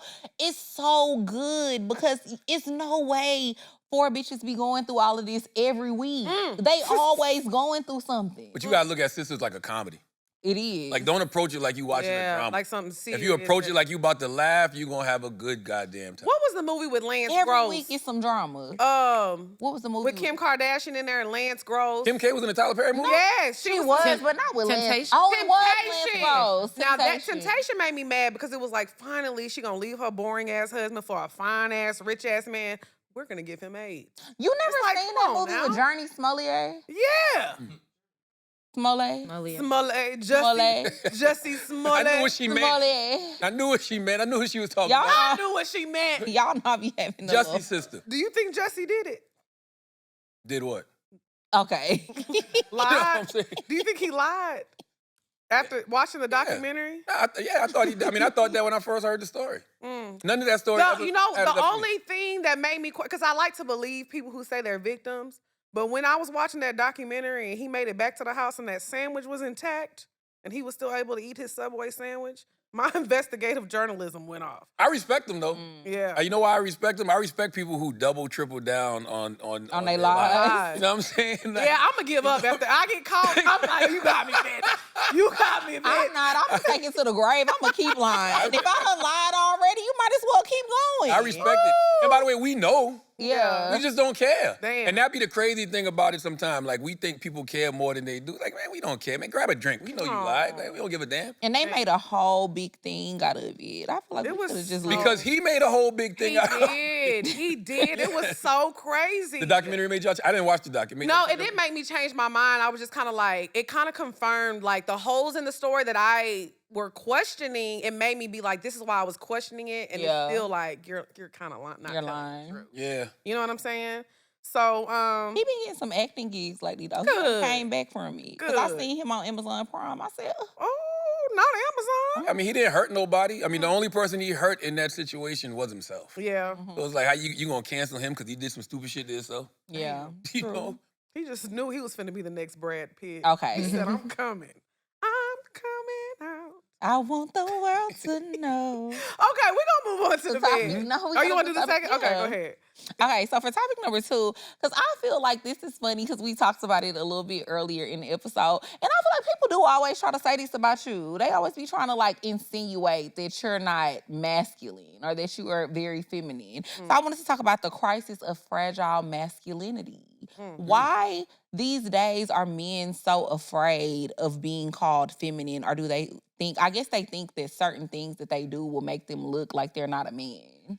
Yeah, it is an interesting topic because even when I hear people try to use woman as an insult, Yeah. like, oh, you acting like a girl, Yeah. you acting like a bitch, you know, it's like, so you think women aren't strong? Is that what you're saying? Like, you know what I mean? Because I mean, my whole life, I've seen the women hold it down a lot more than the men have, right? Because, you know, and the way I grew up, like, my dad did his thing, my uncles did their things, but they also was out here wilding and cheating and all types of stuff, and, you know, was leaving, you know, the wives to have to fit the bills in a lot of ways. So, you know, I watched my mom hold down a house full of 4 or 5 kids while my dad was, you know, in and out of rehab trying to get it together, right? So I watched my grandmother, you know, be the only person living in her house, you know, working as a lunch lady every day and holding it down for all her grandkids and her kids. So it's just like, I don't know why people like to use women as an insult. Guys that do that make me feel like, and I'm sorry, Mom,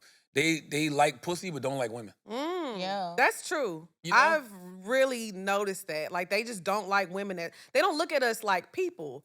They look at us as objects. Objects. Yeah. So Yeah, you're supposed to do this for me. You're supposed to turn me on, or you're supposed to cook for me and do things for me. But a lot of men do not view women as humans at They don't. all. Yeah. It's a lot of misogyny. I A mean, I feel like lot. it's always been, but these days, especially with social media, I feel like it's definitely been highlighted even more. Yeah. And what makes a person act like a woman? Like, how do you act like a woman? Well, for me, it'd be the gay comments, like, "Oh, that nigga gay." Nothing makes a man gay, in my opinion, Unless other he than sucking unless dick. he's sleeping with a man. Oh, Yeah. sucking a dick. Huh? Oh, Well, yeah, there you yeah. go, same thing. Yeah. We all said the same thing. Yeah. Yeah. Lex Man, said that eating booty. butt. Yeah. Dre said sleeping with a man. I said sucking dick. That's Yeah. Same Yeah, thing, yeah, different font. Mhm. But unless you're doing one of those things, Yeah. that's the only way that you're gay. Yeah. all. But even Who with doing that, the bending? they say who doing the bending? Tyler, he gave us some one-liners. Another one. Even with that, that's Another one. not an insult to me either. It's Yeah. like, okay, if you are gay, what's wrong with this person being gay? Yeah. And I know some gay guys that'll beat your ass. Oh. Yeah. You know what I'm saying? I'll beat your ass. Seriously? Because I leg press 245. I know that's Yeah, right. women strong too. But I do feel like using gay as an insult is so like, what are we doing here? It is like, that's like a 1995 insult. Like, to me, it's just like, it's very shallow. Yeah. And it's a low-hanging fruit. I think, and I just came up with this theory recently. I think men that want to know if another man is gay are attracted to that man. I agree. Because it's like when you see a bad girl, right? And you like, damn, yo, I wonder if she's single. You know what I'm saying? So you got to say something to her or try her in some way Yeah. just to see if there's some rhythm there. So you just Yeah. want to throw it out that, yo, I think he's gay. Is that what you hoping for? Yeah. Honestly, when men are extremely, extremely homophobic to like a point, it's like, why are you so affected by people being gay? When they're extremely homophobic, that kind of brings up like a little like, what's going on with you and your feelings on the inside? It always feels like projection to me. Their uncle might have sucked him off when they was kids. Now see, What? but he ain't wrong No, it's though, true. because it's so many men. it's actually frightening the amount of men that you can have conversations with now in adulthood that will say things so nonchalantly like, oh, I lost my virginity at 12 years old. Yeah. Oh, that I was lost me. my virginity at 10 years old to a 21-year-old woman. Oh, no, or that to was a me. that's How old was she? crazy. She was in her 20s. I was 8. Is she You in were jail? No, she not. No, we're gonna lock that bitch up. She need to be. Lexus. Jail. She needs to be, because I know she's geriatric now. She how old is she now? She probably in her 50s. Oh, okay, maybe We not can yet. still lock that Like bitch that. up. No, But we if I can was lock 8, her. damn, no, yeah, she way old. She probably like in her 60s, Yeah. 67. That's terrifying though, because that shouldn't have happened. Well, she You was should have been protected. she was a member of my family. She's not a member of my family no more. What? She was removed? I hope so.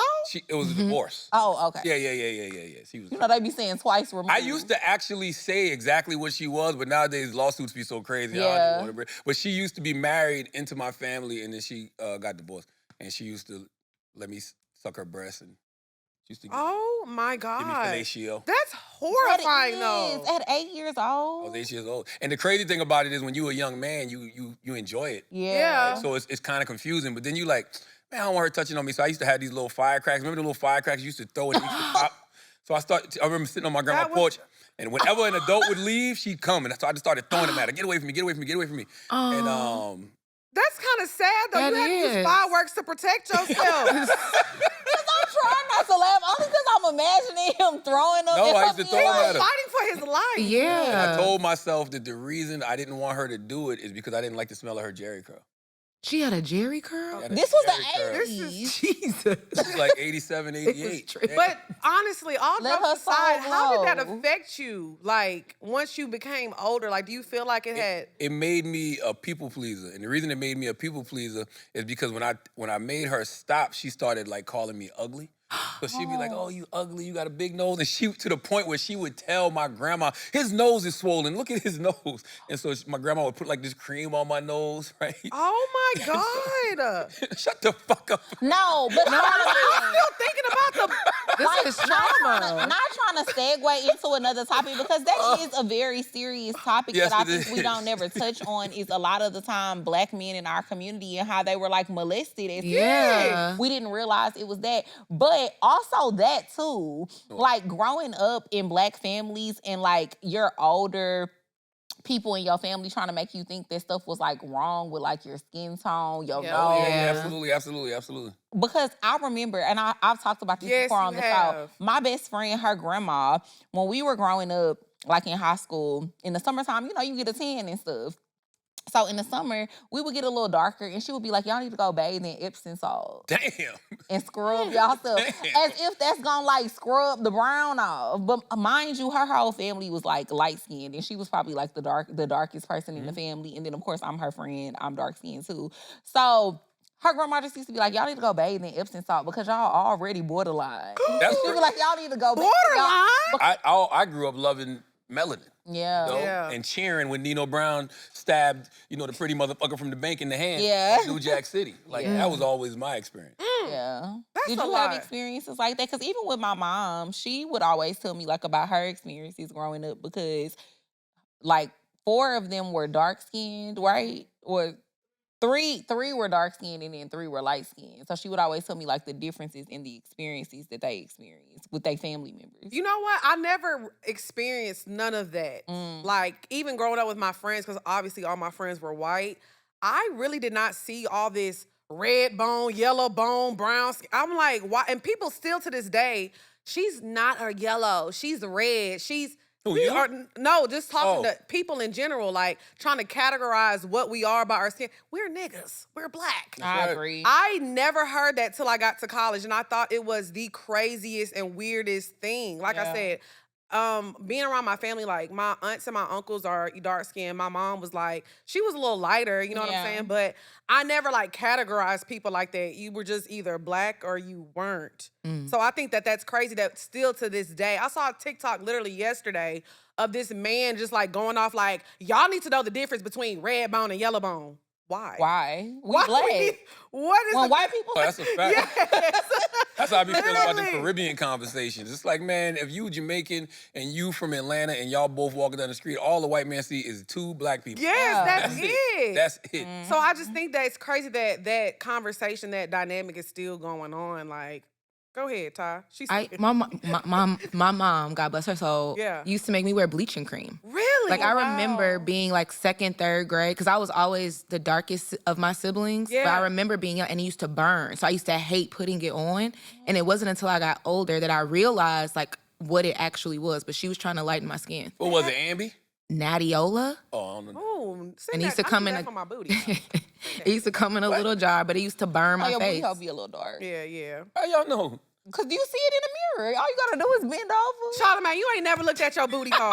No. and I know- I mean, I've seen a booty hole, but I ain't never You looked never at looked mine. at yours? How you How? never was in the mirror like, That's health stuff. You supposed to check all down there. What the hell? I ain't never had a doctor say you should check your booty hole Maybe. periodically. You well, should. with women, so it's more of an aesthetic thing. Like you want it to match the rest Oh, of like your after you skin get waxed and tone. everything? Yeah, well, you just want it to match the rest of your skin tone, but realistically, like, your private parts are darker than the rest of your body. No, I don't want the booty hole to match the rest of the skin tone. Because I want to know where the booty hole is. Because you got to think, if you in He's a locator. Yeah, because if you in a room and the lights ain't really lit, you know what I mean? Like, you got to be able to see The the spot it. contrast. Okay. You know, be sitting there I'm licking not- a cheek thinking you eating ass. And But I feel like if the lights ain't lit, it's gonna be harder to find. then if You it need a matches, little- because, what if you going, click the booty from the back? Like, you can't do, you know what I'm saying? It needs to My blend. mama is over there crying. laughing. I'm finna start throwing the fireworks on this conversation. But no, Let's move on. but no, because we didn't even address what Ty said. That's crazy. But I feel like is crazy. that's traumatizing too. Yeah. And that's something that happened to a lot of people growing Yeah, up. yeah. I think that was the one thing I will say. Like, my mom protected me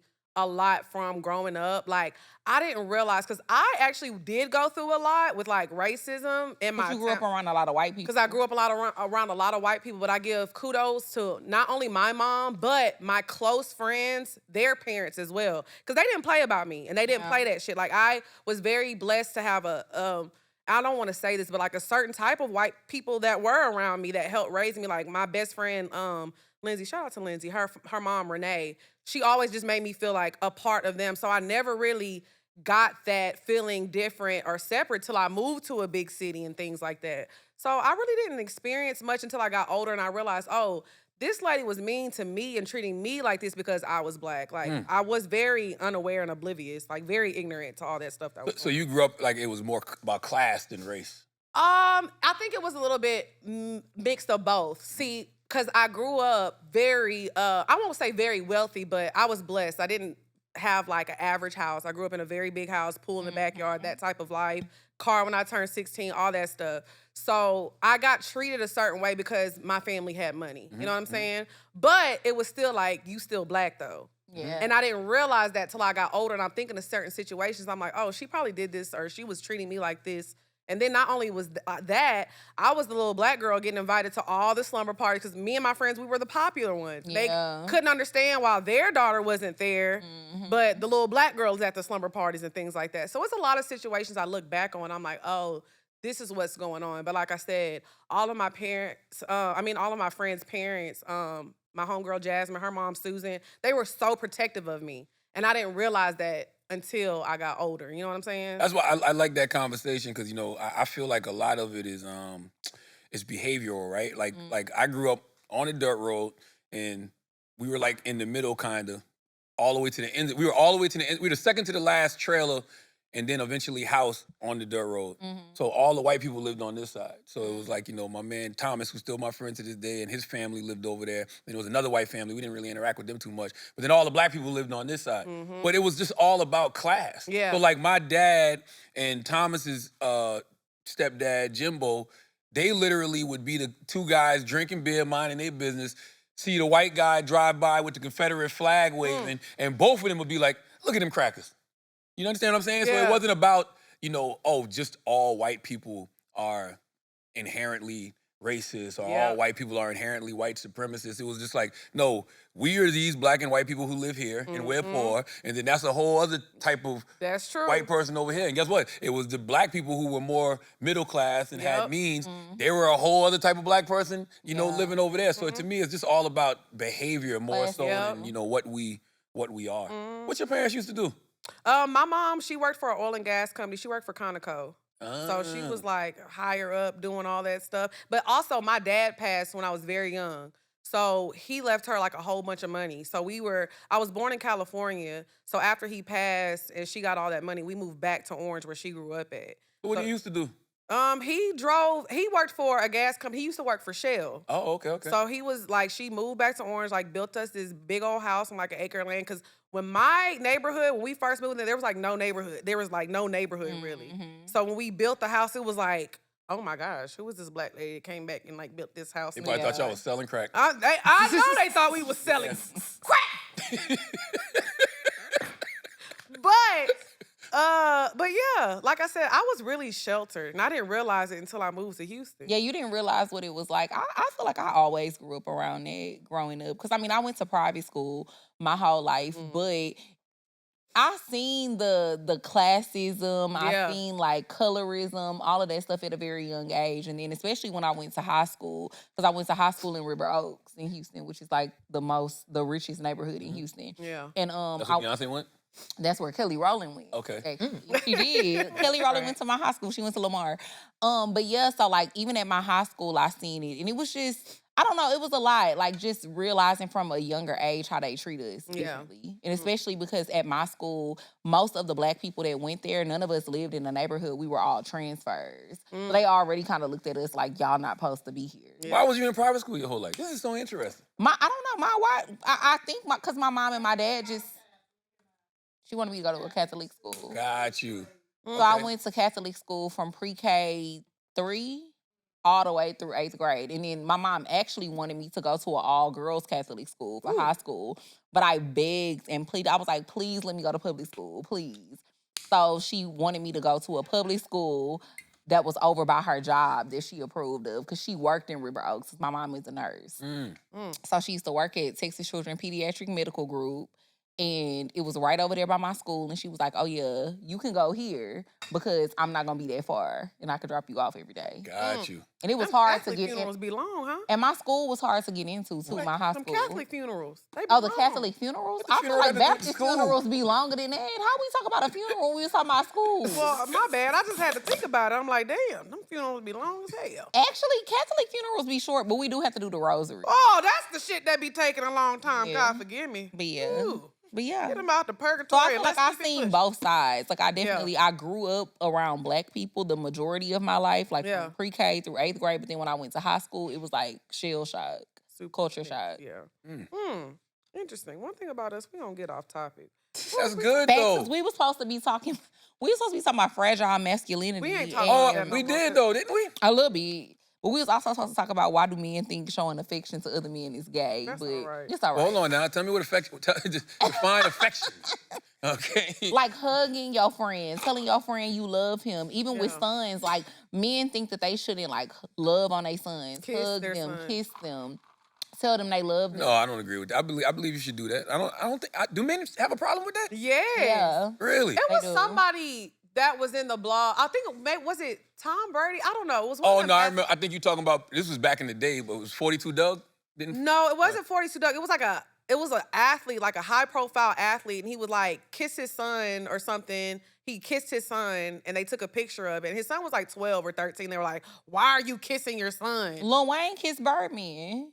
God damn. You better put some respect on his name.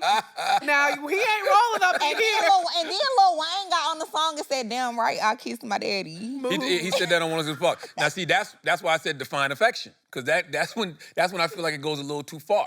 Well, I do too. But you know what though? If that's how you feel about that person and that's what you choose to do, who am I to judge? Yeah. That's not how I kiss, guys that I Would love. you kiss your friend? No. Like, no, I wouldn't, but yeah. they did. Yeah. Well, I think there's a thin line too. Like for me, I guess this is like white boy humor. Like white boys think that like being gay and kissing on each other, and they think that shit is hilarious. They don't even call it gay when they do it. They don't. But it's a very strange yeah, bro. This thing. is my bro. Like it's very strange. Like they be thinking it's so funny. They be teabagging each other when they sleep. Like yes, saying? that's what I'm Like- saying. And they think it's hilarious. Now that it's a little weird. If I wake up and a white titty in boy. my mouth, we fighting, bitch. You mean a ball over No, your head? because I'm a woman. I'm saying like Oh. if I wake up and it's a titty in my mouth, we fighting, bitch. That ain't no ha ha he. That's crazy though. Yeah, that's what I'm saying. So I think you can show affection to your friends, but me, as a woman, I'm not kissing my friends. I hug my girlfriend. Your mom's had enough. She was like, Lex- the titty in her mouth. Waking up with the titty in your mouth just did it for No, her. she She's like, said she had to pee. I'm not. But Lex kissed me one time, so she's lying. That was a long time ago. You were drunk? We was both drunk. And what happened? That was when nothing. Nothing happened after. Look, Where was y'all at though? Where? club. Where? nothing. What made you do it? We were just drunk. It was when we first started hanging out too. No, What kind he of was kiss? not just drunk. When? It was this man at the bar, and he was trying to talk to me. Oh, and we told him you And was we, my girl. Yes, yeah, that's we what told it was. him But that we I was were her drunk. girlfriend. That ain't gonna deter him. That's gonna turn him on more. Now whatever he was gonna spend, he ready to spend double. He was like, oh, both of y'all? But to be honest, he stops. He did Really? stop. Yeah. And you know, I'm a big bitch. So what kind of kiss was it? It was just like Just a... asking. I'm just trying to figure. Was it a peck? Did you slip a little No, we tongue? were kissing. We were Yeah, it kissing. was like a little tongue. Oh, Lex slick as fuck. Lex knew what she was doing. Lex was like, now my opportunity. No, wanted to kiss you I for a really long wasn't. I really time. wasn't. It was just funny in the moment. But I'm saying like, it was in that moment and it was funny. Like we thought it was funny. Yeah. But now like I'm not kissing my friends. Like that was like a one-off situation. Yeah. Drea is probably like my only friend that I've kissed like that. Oh, like that. So Yes. it was affectionate. It was like intimate. No, you said like that. But I do think men should be affectionate with other men. You should. Yeah. Not like that, though. Not like that. Like you can hug your friends. Tell 'em you love can 'em. compliment your Absolutely. friends. Oh, you look handsome. I like that outfit. You look nice, my nigga. Like you can say things like that. You know, there's an interview, there's an OG Breakfast Club interview we did with Juice WRLD. I don't know how many, I don't know if Juice WRLD came to the show once or twice. Might have just been once. For whatever reason, I was trying to make his homeboys hug him in the room. I was like, man, you better hug your homeboy. And I don't know if I said something like, cause you just never know. Yes, Like- that's crazy. And you know, but that's what I mean. Like that's why you should, you know, tell your people that you love them, tell them that you value them, that you appreciate them. You know, give your brother a hug. You know, I don't think there's anything wrong with that. Right. Man, Do what you was ever tell your friends, you look good, my nigga? Yeah, absolutely. I ain't got no problem doing that, especially I like your especially when I jacket. meet. Thank you. Especially when I meet No, I like. was saying these. I do Oh. like your he said, She was like, that shit you yeah, got. he said that shit, he said, yeah, that shit clean up. That's all I right. do like your jacket too, Charlamagne. But Thank I you very was saying, much. do you be telling your friends? Hell like, yeah, you know? especially when I meet like older men now. Yeah. When you meet men that's in like they, you know, late 50s, 60s, 70s, Yeah. Yeah. they still look good. Yeah. You motherfucking right. I'll be like, God damn, you look good, brother. Yeah. Because Yeah. I hope to maintain and be looking like that too when you Yeah. get to that age. Cause you know, Same. cause you and Morris twinsies. They said you was Morris Peanut. That's I what they mean say. walnut. That's what they say. You know, I think the only reason I might stop doing that Aw. is because I hate when people be like, what's up, twin? And they ugly. Oh. Don't be saying that shit. And you feel like Morris probably be Yeah, you know what I'm saying? You know what I mean? It's like, damn, man. Like, I hate, like, you know, like, all that, what's up, twin? Like, don't be calling me twin. We don't look nothing alike. Stop it. You ugly. I don't want to. I don't think Morris thinks that. Everybody. I don't think you think that either though, because you're not ugly. Oh, thank you. And I do think if you squint one eye, He Like, did say you look like he Morris. did say he got mistaken for me once. See, that's said, what I'm saying. He said that on I think it was Jennifer Hudson's show. See, it's the bald head. it's the bald head, the nice skin. You know what I'm I saying? feel like bald heads just give mature. it does season. give maturity. Well, everybody doesn't have. God bless certain people with the type of skull to have. one. Yeah, Mhm. you You know what right. I'm saying? Some of these brothers, they gotta go get the man unit. They gotta go get the Yeah, paint. they don't got You know what that I mean? The head, transplant. That's what I'm saying. When they start losing their hairline, they can't get a bald head. Like LeBron James would look crazy bald. Yeah. Remember Miguel when Miguel first came out? Go back and look at He was old. bald? Yes. He Oh was. my God. Yes, man. I don't remember that. Yes. Whenever he kicked that man in the head, everything changed for him. What? Didn't Kevin Gates do that too? Well, done Kevin did said- it on purpose, I we think, done said too allegedly. many people Miguel did it names. by accident. But Miguel tried to jump over that sea of people. He took that cowboy Carter boop, boop. It was a leg drop. Oh my God, you- it was if so bad. If you didn't know he was Mexican before, you knew it then. Because that was a straight luchador wrestling move that he did So to we that high person. school, we was in Mexico City. See what for I'm saying? trouble. Yeah. Them luchadors don't play Oh my at God. all. But I feel like everybody got a twin because everybody look like people. People say Lex look like people. Me Yeah. too. They always say you though. Who they Yeah, say they Drea do. look like? They, Just guess. I don't think he gonna guess it. It's like It's two people that you get a it's two lot. main people. Two people? Can I tell them? Yeah. They always say Jada Waiter and Summer Walker for her. Jada Waiter and Summer Walker. Yeah. I know what Summer look like. I can't think of what Jada look like. Yeah, I think her and Jada do favor. I think they look like they could be like I think cousins. both of y'all have very unique looks. Really? Yes, and it's hard for me to say that y'all look like anybody because I always hear guys mention y'all as bars. Oh wow. You understand? Like Her. no, for real. What you they- mean? as bars. There's certain Like we women the- that are Oh, bars. You know okay. what I mean? Yeah, yeah, and yeah, I hear like y'all pop up in a lot of group chats. You know I what never I'm knew saying? that. You know? Really? Not Interesting. surprised. You know, I think it's because we But you talked know, about this. Guess who they say Lex look like? He ain't gonna guess it, especially now because I don't have no makeup on. Kevin Gage? What? I'm just fucking with you. Twin. Now when I see Kevin Gates, I call him twin. He gonna say, "What you say that for?" Blowing up the phone. You see me calling her. Who they say you look like? Tony Braxton. Tony Braxton. That's the only one I ever Toni get. Braxton? Yes, they always Look say I at look Toni like a Braxton sister or a Braxton sister. That's the only Yeah. one I've ever gotten. They never No, say I don't agree with anybody that else. one either. But to be fair, when Lex first moved to Atlanta back in 2017, she had a very short haircut. Like she had like a Gotcha. fade kind of. And then she had like curls at the top. And I feel like when she had that short haircut, I could really see it. People should just say y'all pretty and keep it moving. Yeah, that's true. But you know what's crazy? I think the reason I'm surprised that people say the bar, I mean, probably Drea is probably like, oh, well, yeah. But you too. no. Well, the reason I say that is because growing up, though, since we were talking about that earlier, I was never like a girl who I didn't consider, now, that's what I'll say. I didn't consider myself fine or attractive When'd you get there? when I moved to Houston and I was around niggas. Yeah, You know what I'm saying? Because growing up, it was always Ooh, like, that's interesting. yeah, because growing up, they was always like, oh, you're pretty for a black girl. Now, that's something I did experience. Oh, you're this for a black girl. You're this for a black girl.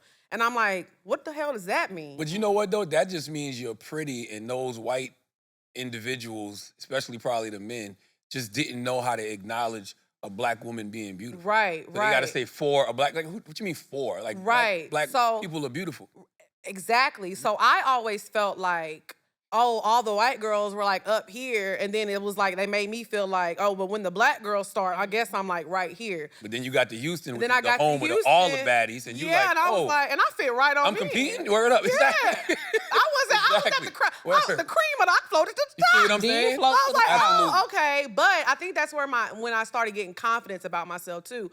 But I'm so glad that I grew up that way because I think that's what helped my personality develop. You know, like a lot of outside of Drea, I ain't gonna lie to you, them bad bitches, a bump on a log. They don't be having no The personality. the They real don't. bad bitches. They be a little boring. Oh, Personality brother. be blah. Oh, shut up, girl. But you know what's interesting?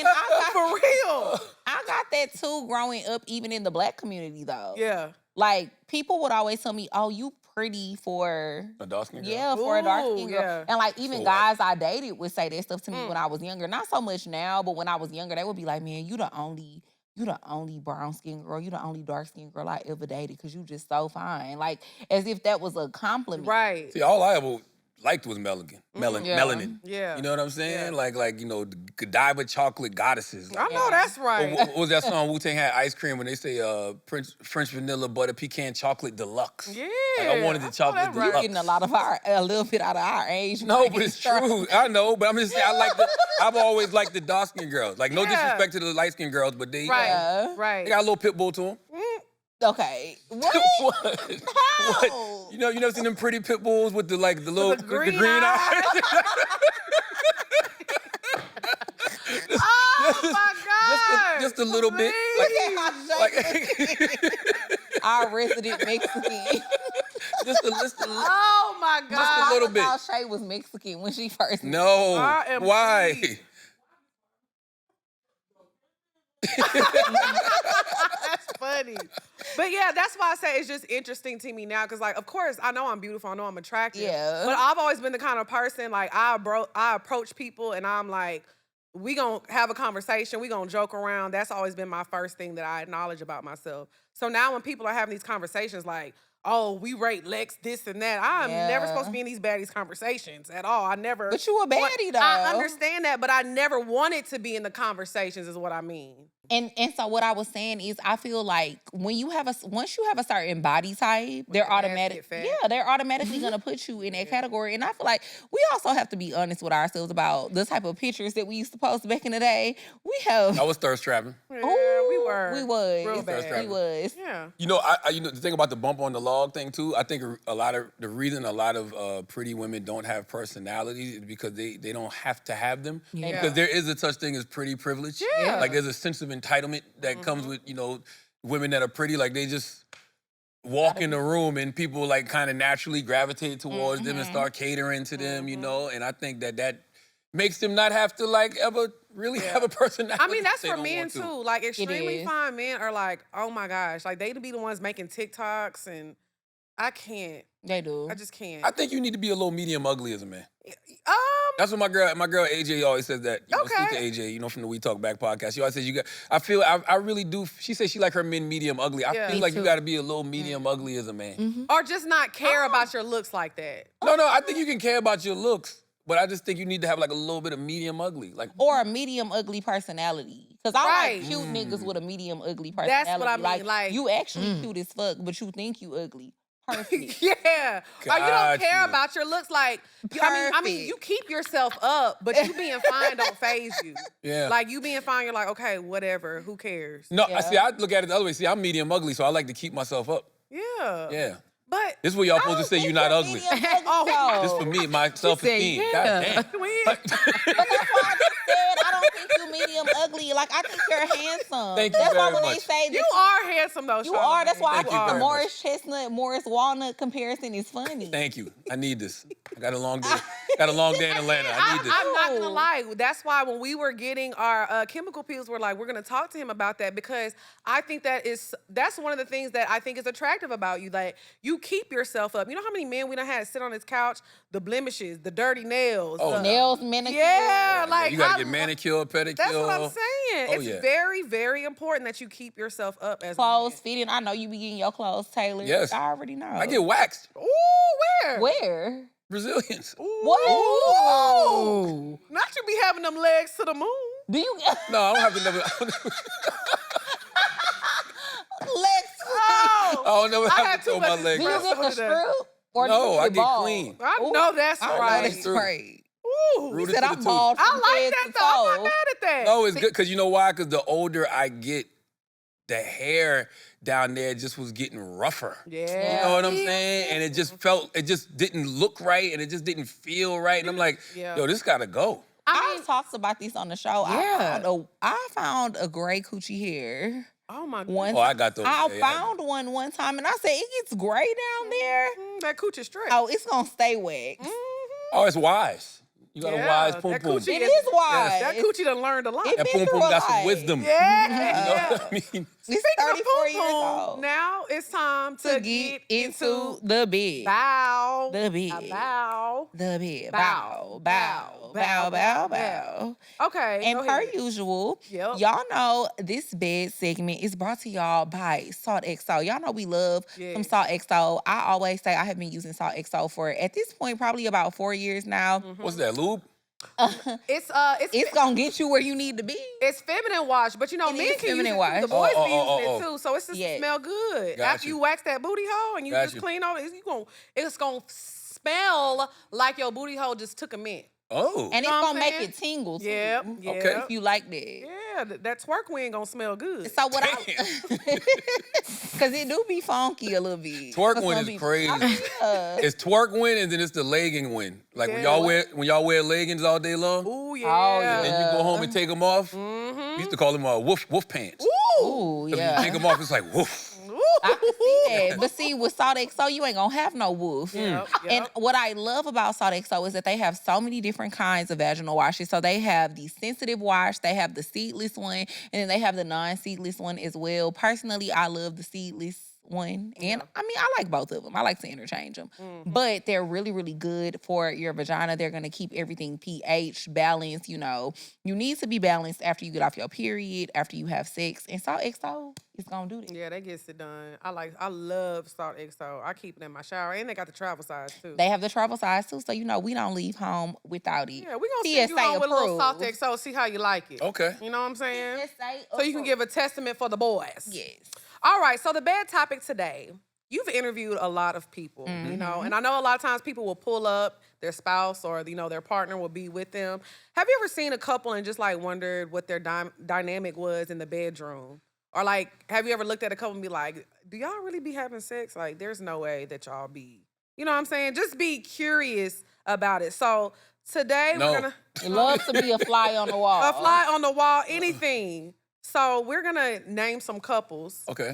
And you're going to say, like, you know, if you were ever, like, what you think about them if they were intimate or not. This is a new segment? I ain't never heard this part. The bed?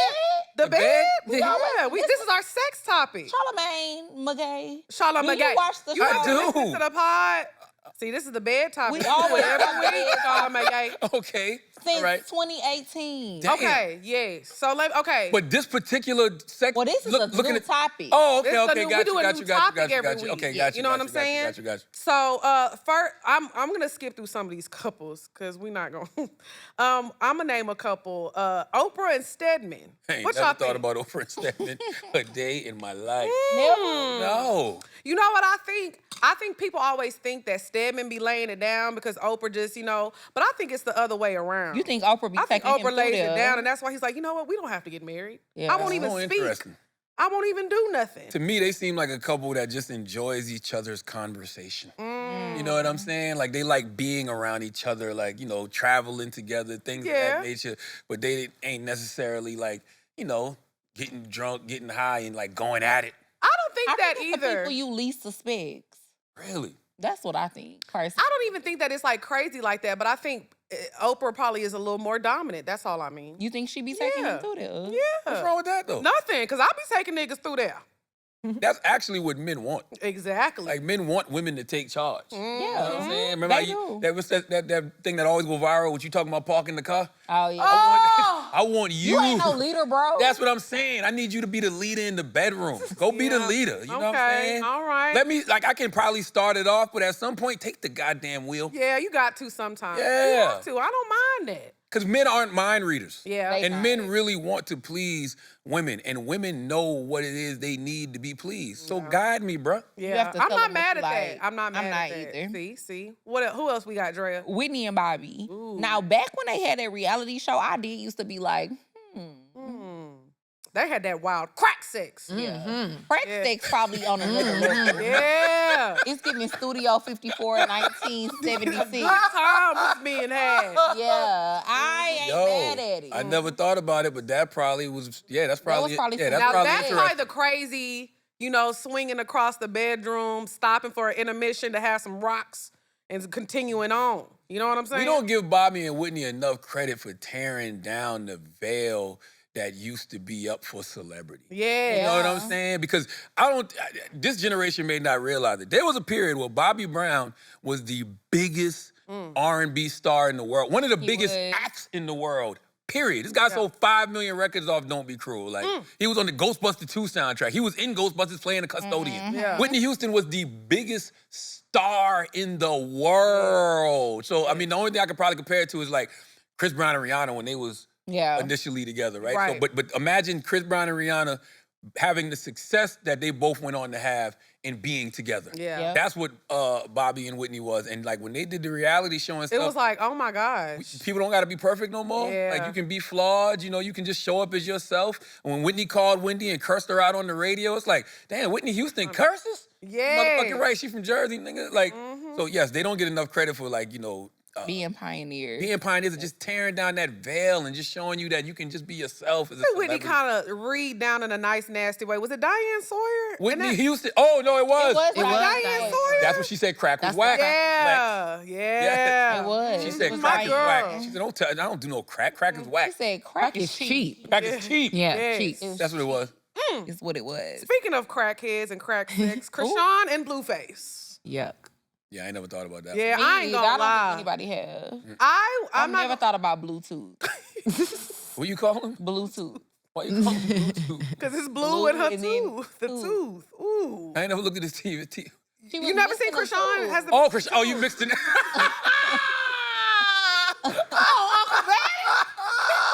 Dog, never now knew if that she was ever their see me name. out, she might be.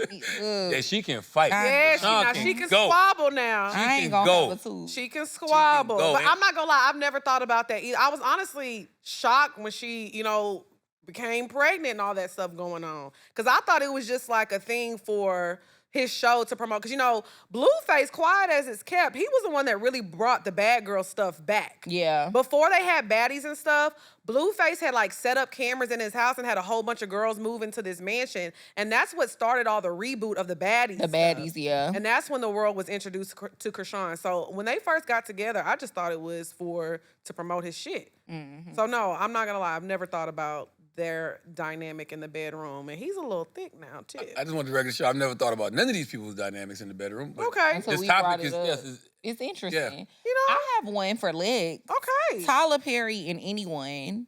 Because Lex said I think about she that a would lot. sleep with Tyler Perry with the Medea suit Absolutely. on. Still would. Yeah. Look That's at my kinda mama fire. face. Yeah. I That's kind of fire, Lex.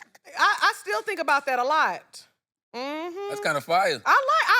I'm into a little role play, you know what I'm saying? Yeah. I can imagine. I'm gonna have him saying, "Lord have mercy," You in see that what I'm little saying? voice. So you don't like Yup. real titties, but you like fake titties. Yeah, I do a little fake titty. I like your titties. My, Ooh. What is she saying, Lex? What is she saying, they Drea? little, they fake. What's wrong with that? God damn. I'm kidding. But I'm I kidding. with the suit on. This ain't a suit. You don't take And them it- off at night. But with my dear, it wouldn't be about the suit. It's about what's under that skirt. Yeah. I know. That's what I'm saying. I think Tyler working with a little something. You never know. That's what I'm saying. I always think about Tyler and what he does in his bedroom. Look I up that do. skirt and Mr. Brown pop out, you'd be like, God damn. You know what I'm saying? Mr. Brown pop out with him ashy knees. I'm leaving. That's when I quit. I'm That's when I leaving. quit. But honestly, I'm so interested to see what a lot of like extremely wealthy, like once you get in that billionaire, like I'm not gonna lie, he's not on the list, but like Jeff Bezos, because his wife is a baddie, and she has a track record, like she's always dated men that like, have yeah. a lot of money. So what are you saying? I don't understand what you're saying. I'm just interested in what they do in the The bed. sexy. What do Oh, okay, I billionaires get what do in you're the saying. bedroom? Okay, you want to see what they dick look like. I think. Yeah, I want to see You- what it's hitting for. And what kind of coochie she got to tie Jeff Bezos down? It don't- Sometimes billionaires scare me because I feel like it's giving Squid Game. Yeah, it's too freaky over there. But y'all do realize what y'all have is priceless, right? Like, it don't matter what your financial status is.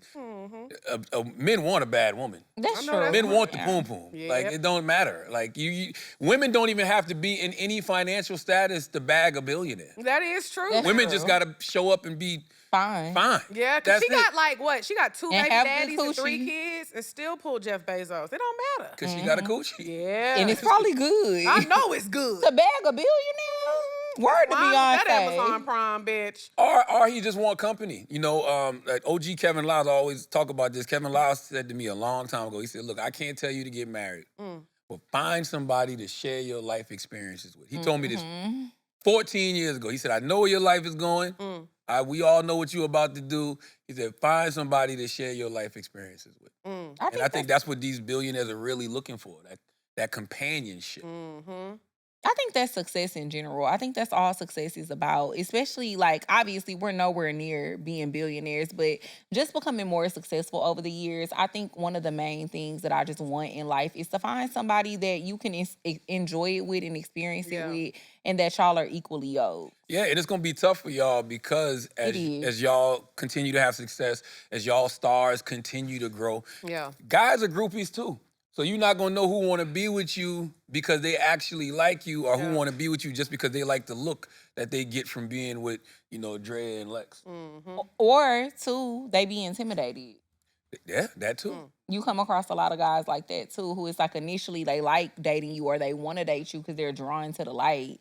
And then once they get around, they're like, oh, They this a come little to a too live much for show. me. Yeah, they come to a live show and see all the attention y'all get. I Yeah. see all of the You got guys. any Or friends see you us wanna on hook me up Breakfast with? Club Any with rich you. friends? No. You don't got no rich friends you want to hook me up No, with? I don't play that game. The reason I don't play that game is because I don't want to be responsible for nothing. I'm not gonna say nothing. No, but I'm just saying in general, because if things go good, I cool. won't talk to you about it. If things go bad, then now you looking at me crazy. Because it's one thing to have a homie that's cool, right? But it's another to be like, yo, I think y'all should connect. I don't know what this man be on in relationships. This man might be a terrible boyfriend. And that's okay. We're gonna try again. So I leave that alone. Okay, that's understandable. That's understandable. All right, y'all. Let us know how y'all feel about those couples and their dynamics in the bedroom. Okay, now we moving on. Now it's time to get into the bop. Hey. The bop. Ow, the bop. Bow, bow, bow, bow, bow. Y'all got a real show. You know what I'm saying? I have cards. Production. Y'all trying to get that 100 million for real. Oh, we Needs trying. that. I saw y'all talking about that. Yeah. We trying to get it. We trying to get it. You know what I'm saying? What do you I think feel like about? we know the right people. Yeah, no, for real. You know what's so interesting? I saw that conversation, and I think the reason it hasn't happened for Black people yet is it's just a numbers game. Yeah. You know what I'm saying? Like, you know, a lot of these podcasts that have gotten these big deals, just simply look at their numbers. Yeah. Right? Like you. I hate when people compare themselves to Joe Rogan. Joe Rogan is That like an anomaly. yes. Like he's like as far as audio downloads and his video views. Like when you looked at the numbers he was doing prior to his deal with Spotify, it made all the sense in the world why Spotify cut him that kind of check. Facts. Same thing with the Call Her Daddy, Yeah. right? Like but also the other thing that people don't think about is a lot of these shows are connected to networks. Like when Bill Simmons, did his deal with The Ringer. I mean, did his deal with Spotify. He had a network. Yeah. The Ringer. When you look at like Smartless, right? Smartless is another one who's done a couple of those deals. They have Smartless Media, right? So like a lot of these shows are, also have networks. Even the Call Her Daddy. Call Her Daddy has like 3 or 4 shows, Yeah, she has her connected own to her as network. well. And one of them other shows is popping right now. So I just think that it's just a numbers game, and I think it's really just a matter of time. Yeah. And you got to be careful with those Yeah. kind of deals. Because it's funny when you said that, I was sitting back. I saw you say it on Joe Budden show, and I was watching it, and I was just like, okay, I see what they're saying. And then I thought to myself, like, I've turned down a deal like 5 years ago. Yeah. You know what I mean? And the reason I turned down the deal is because I wasn't willing to do what it is they wanted me to do. And for what I wanted, the vision I had for myself, especially with, the Black Effect Podcast Network, it didn't fit that vision. Like they were willing to partner with me on a network, but it wasn't like no real ownership or no real equity. So it was more of a vanity play. So yeah, you might have got this really big bag, but then over the last 5 years, would I have been able to, assist so many other people like how we've done with Black Effect? What do you think we about? talk about that Oh, all go the ahead. well, I was just gonna say we talk about that all the time because that's like a big thing to me as well. Just if we do end up getting a major deal, or let me not say if, when we do, when we do, I want to still be able to keep the integrity of the podcast. Like I want it to still be Poor Minds. I want it to still be the vision that Lex and I have. And I think a lot of the time when you do sign with these major platforms, they want it to look how they want it to look. And then you no longer really control the narrative. And then I was also having a conversation with one of our old agents from UTA, and she was just basically like, well, because I told her we want to keep majority of the IP. And she was like, well, that's going to be hard to do, realistically. Why? Well, she was like, with the type of platforms that we want to get a deal from, she was like, I just feel like that's going to be hard to do. But you can always create more IP. She was like, so you really want IP to be the reason why you don't sign the deal? She was finessing y'all a little bit because Oh, you think so? yeah, because most of these people they're doing licensing deals. You know what I'm saying? Like most of these people are doing licensing deals, and when their term is up, everything comes back to them. Like while you're with that company, they'll have some rights to the IP, but when you out of that deal, your IP comes right back to you.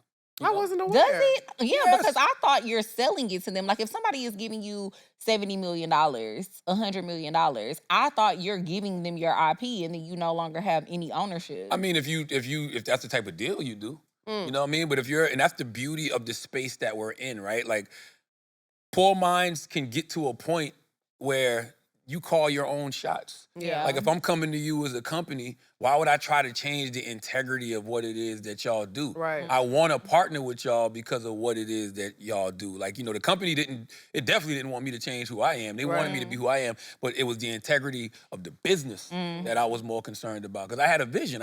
Like I want to create this Black Effect podcast network to where we are empowering all of these, different Black creatives and being able to assist all these different, Black creatives. That's what I wanted to do. They wanted like first right of refusal and like, we want to partner with a Poor Minds. We're like, oh, we don't really like the content of Poor Minds. I don't want to go through that. I want to be able to say, we want to partner with Poor Minds.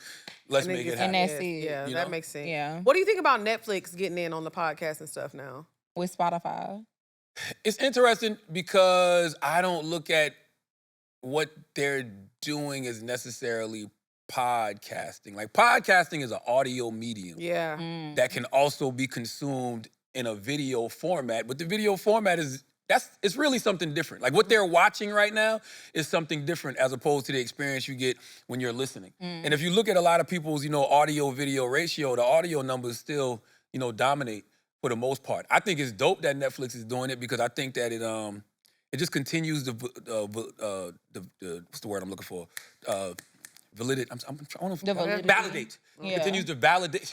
Like, I don't fucking know. validity. Yes, Yeah. it continues to validate the podcast space. You Yeah. know what I'm saying? It gives validity to the podcast Okay. space. But I like it. I don't know if everybody should be taking this stuff off YouTube though, because I think if Netflix wants to compete with YouTube, then they should understand why people go to YouTube to begin with. The reason people go to YouTube is because of all the virality, right? Like I might be on Instagram or X or Facebook and see a clip of Poor Minds, and then it'll make me be like, oh, let me go watch the whole episode. Yeah. You know what I'm saying? Like if you're Netflix, you should also want that. You should want these, shows that you're partnering with to still have presence on all these different platforms.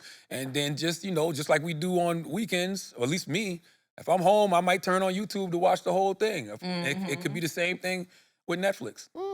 Interesting. I never thought of it that way. Because I always looked at it like, if we did like, just hypothetically speaking, like if we did something with Netflix, I'm like, okay, this is visibility, you know what I'm saying? But thinking about it too, when people are cutting clips real quick and they're like posting it and that stuff goes viral, like you say, even that parking lot clip or whatever, they can clip that real quick because they're just watching it on YouTube and it ends up being shared a lot of different places. And a lot of times Netflix doesn't really have like moments like that. Yeah, that's what I say.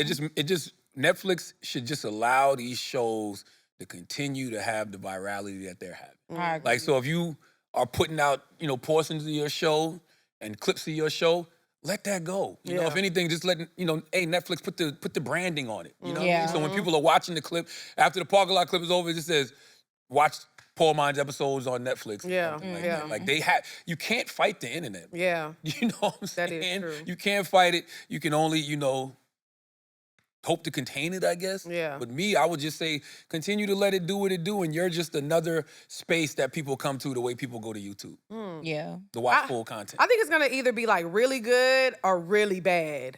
The Netflix thing? Yeah. Yeah. Like I think it's gonna be either like really good, like there's not gonna be any gray area. Cause sometimes when things get introduced, it ruins it. Like I always think of like how they say video killed the radio star. Like when new forms of things start coming along and everybody starts to do it, something dies out. Yeah, You know what or I'm like saying? even with like MP3s and stuff, like when we got iPods and nobody was buying CDs anymore. That's what I'm saying. So I'm like, I hope it doesn't make it to where like something like, Yeah. But I mean, podcasting is still so new that you can take those risks, really. Yeah. Podcasting is like, what, 14 years old, 15 years old? Right. So if Netflix decides to jump in the game and you do a deal with Netflix for a couple of years, you still got your audio listeners, Yeah. right? You still gonna have some type of audience that's, checking for it. If it doesn't work, then you just go back to doing what you're doing. Joe Rogan just showed us that, really, right? Because Joe Rogan was on Spotify.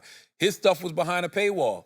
He did that for a few years. I forgot how long the terms of the deal was, but when that term was up, Spotify thought it was best for their model to be back on YouTube. It was better for them to have their podcast wide as opposed to being behind the paywall. That's always iHeart's motto. That's Black Effect's motto. I like for things to be wide. I want us to meet as many people where they are as possible. Yeah.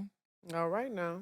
We got off topic again. They've been giving. Oh yeah, We've back to been the giving bop. a lot of I'm sorry. game. Back But to the a bop. lot of but games. back- Shit, me too. But back to the bop, though. Back to the Bop- bop. back So to what the you bop. been listening to this week? Lex? So my bop this week is actually an artist that I just discovered. I had no idea. That's why I love my algorithm. I just be scrolling. He's actually extremely popular. I don't know if I'm saying his name right, but it says that he pronounces it Loyiso. Loyiso? I don't know, but it's Loyiso. How you say it? I thought y'all was laughing because y'all, but that's how he has it pronounced in his bio, whatever. But he has this song that just dropped. It's called "Scary," and his music reminds me of kind of like it's R&B for sure, but it's like it has like a little EDM bop to it a little bit. You know what I'm saying? It's very, very different. I like it. So that's my bop of the week. He's not a new artist. He's extremely popular. He's never came across my music. So yeah, I'm enjoying him. My bop of the week is "Scary." This song is gonna be so old by the time y'all hear it What is it? on New Year's. No, it's not. No, it's not. Happy New Year, hoe ass nigga. And see, up, my ass thought he was about to say his song was about to be old. I think he's talking about what he about to say. Oh no, my song gonna be old too. What's your song? Billie Jean. It's not my I don't know why. The song probably old now, to be honest with you. But what's homie? His name is Belly Gang Cushington. Oh, yeah. Bounce that ass Look just like your friend do. Is that the one with YK Niece be like, I'm geeked up? Yeah. Eat up. Oh, is that another? Which Wait, one is what you she? said what? When the girl be like, I'm That's the same geeked song? up, looking for a eater. That's your song? I don't know why. I was I'm home. geeked I up was in looking South for a Carolina eater. last week, and I don't know why that shit kept coming on Mood. the radio. Not expecting that to be your bop. Mood. Charlamagne. He get off that Taylor Port and some And he geeked up. I'm teleported. telling you, I was in a wine bar, and we was drinking, and that shit just popped in my head, and I just screamed it, and everybody just looked at me like, what the fuck is wrong with you? You was And then they geeked up. started laughing. Geeked up looking for an eater. And then this morning I kept singing it. I was like, geeked up, I'm geeked up, looking for an eater. And then Jess Hilarious goes, and you're in Atlanta. That's crazy. Oh, please. And they say bounce that ass like your friend do. But sidebar, Charlamagne is so unintentionally funny because when you posted that shit for Halloween, I was cracking up because I thought that video was AI. Why everybody say that? What video? When he was The walking Superman- in the Breakfast Club office. Everybody said and they it's- thought it was yes. AI. Why did they think it It was looked AI? like an AI character until the camera panned and you saw Jess and you was like, "Oh, this is real time." Everybody said that. I was confused. I was like, why do they think this is AI? You look like an AI person. Really? I guess your skin's are flawless. Yeah. Flawless, honey. You better know we don't call him Uncle Batty for no reason. Belly Gang Cushington. Okay, shout out to Belly Gang. Don't he look like Drewski when Drewski was playing that skit? Oh my Oh, God, he yeah. kind of Drewski does. played He that has skit that in a white boy in the hood. Yes. He has that tint. He do. Yes. You know what I'm the saying? beard and everything. The way he was, I thought it was a joke. I'm like, this is a real rapper? Yeah. And I saw a video recently and he showed his dad. His dad is black. Black. We Yeah, interviewed yeah. him at the BET Awards. Really? Yeah, this year. Well, that record is fire. Yeah, okay. And YK Niece is dope too. I love We her. love YK Niece. Yeah. She don't know what she doing. This bitch just giving it out. What the hell? That was about me. Oh, that was a bar that she said? Yeah. Oh, I thought y'all On was tape- shitting on her. I was like, damn, what the fuck? I was like, why can't Niece ain't getting paid? You was like, this bitch don't know what she doing. She just giving it out. I'm like, God damn. Oh, come on now, man. I'm like, well, damn, I didn't know that. I don't know her. No. Charlamagne, I know y'all play Take Me Through There on the radio. We do. Yes, we do. So she says that on Take Me Through There. She like, she don't know what she doing. This I don't bitch know. The just only giving thing it I hear out. on Take Me Through there is Take Me Through There. put your yams in a circle. Girl, put your yams in, what is it? Put your Girl, Girl, throw them yams in a circle. wham something. Oh, that wham, girl. That throw them yams in right. the Girl, circle. throw that wham. Yeah, that's the same song, right? Yeah. He said it right after that. But she say she don't know what she doing. This bitch just giving it That's out. the What same hell? verse. And then she go Damn, I ain't in. never paid She that says attention. that wham right in a circle, before. Right, like literally right before. I ain't never paid that shit no attention. Yeah. I just know that one part. Girl, put that wham in He's the circle. busy looking He for worried a about that wham in the circle.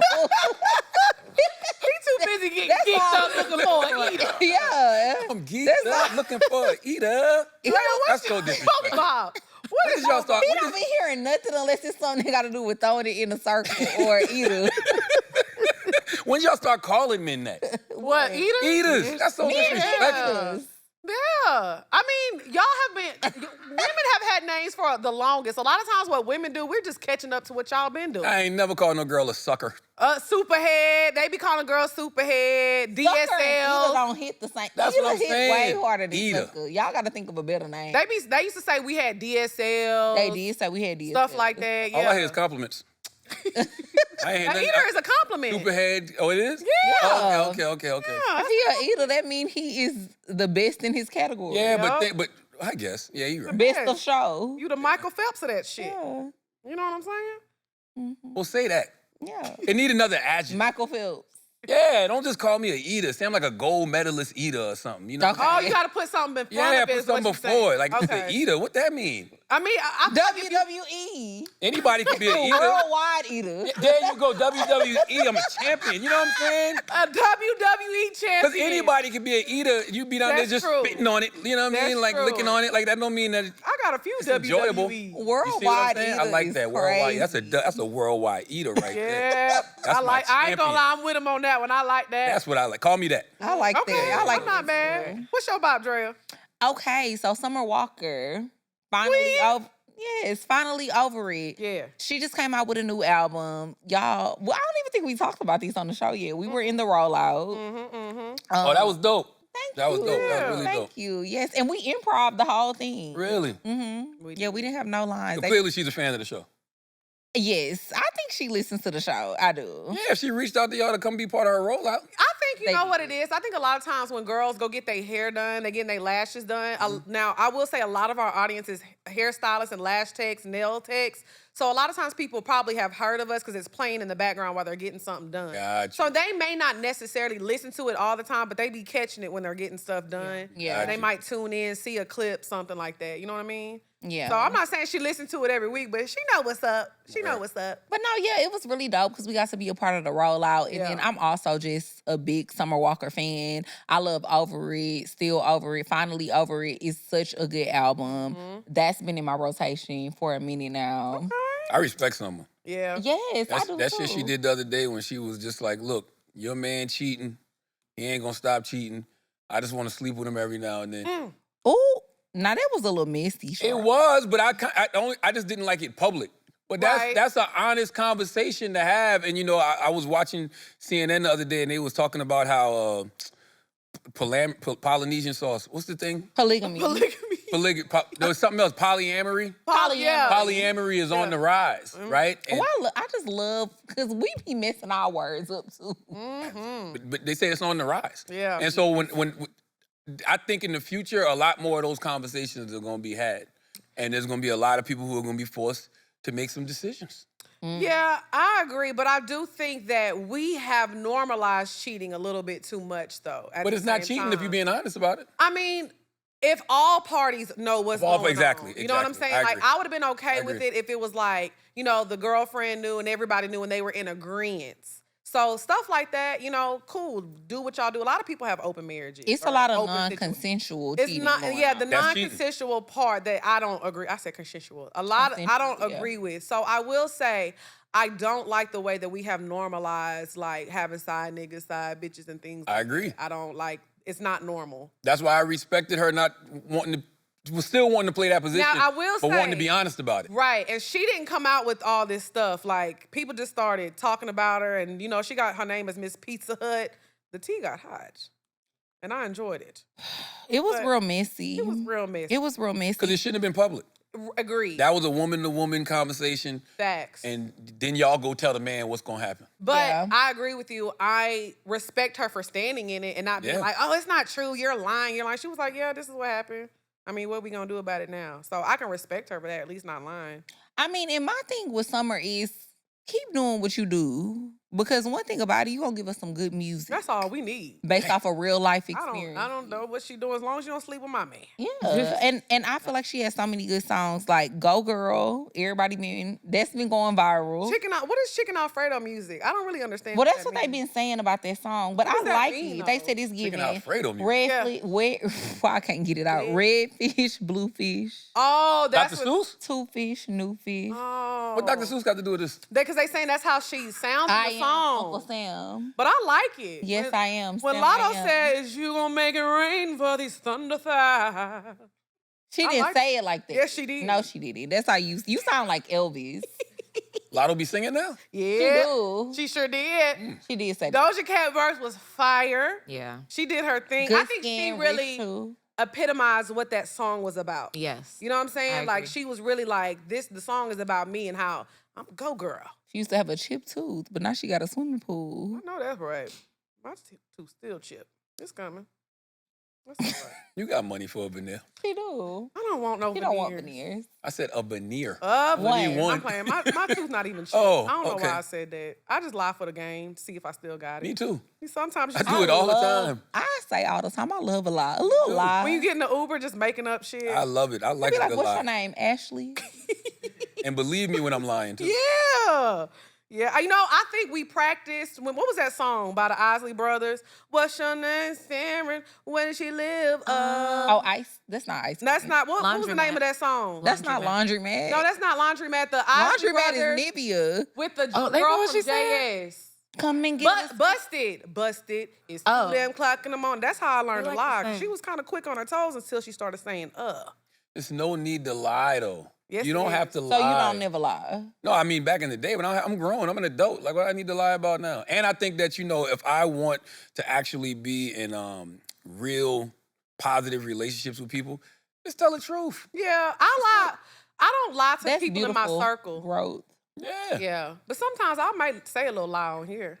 But it's because you podding. That's what it's I'm for entertainment saying. purposes. I you know what love mean? to lie. That's why I got to make sure I still got It's it. entertainment purposes. But in real life, it's okay to be honest with whoever. I'm talking about friendships, relationships, Yeah, everything. Now that I do agree. Because I want to be in connection with the real person. You know how they say God can't bless who you pretend to be? Oh, yeah, for sure. I can't be friends with who you pretend to be. Yeah. In real life, I think I'm too honest. I be hurting people's feelings. No, there's no such thing. It is. It's like a shot. It's like when you go to the doctor and you get that shot, it sticks, when it goes right in, but then that medicine heals you. Yeah. I think I'm trying to find the balance between being like too honest and then still being like considerate of people's feelings. Because I feel like I'm just Ooh. too honest. Like I be hurting people's feelings. Because it's not about what you say, it's how you say it too. My mama been telling me that my whole life. Yeah. But I feel like I say it in a nice way. It still hurt people's feelings though. Because the truth will always hurt. it's Yeah. it's gonna sting. The truth is going to always hurt.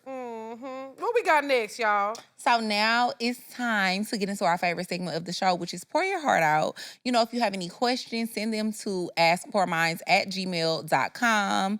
That's askpourminds@gmail.com. Send us your questions. Send us your testimonials.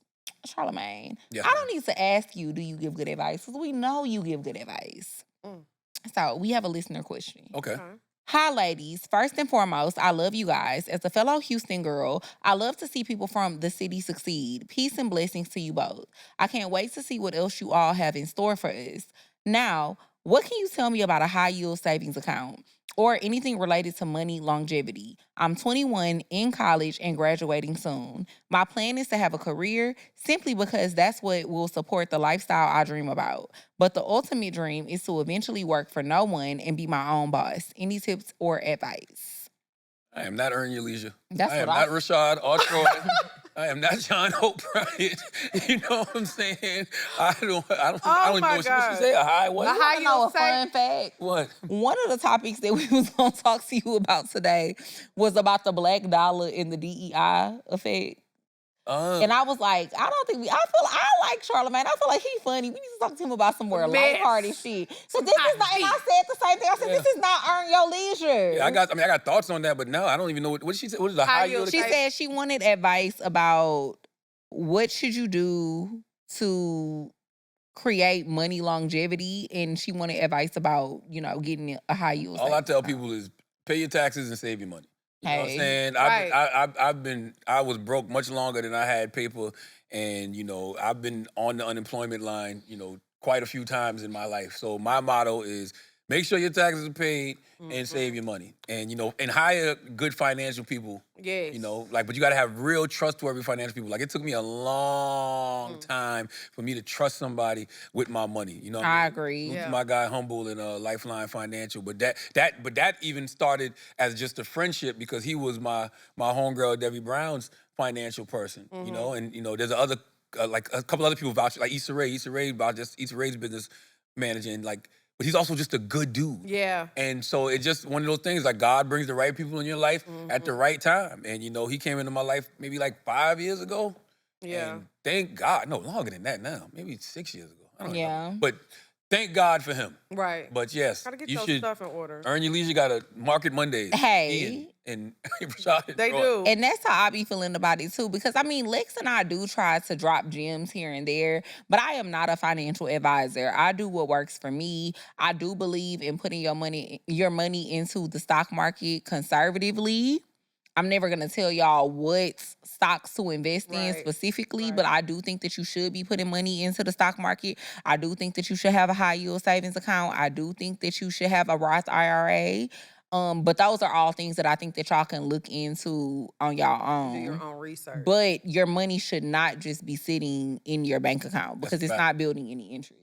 And just to piggyback, I think the easiest way to start, like when you're so young, is a high yield savings account. It's super easy. Like it's literally like opening a bank account or just opening a regular savings account, but your money is making interest and you can access it very quickly, but it's also making interest every month.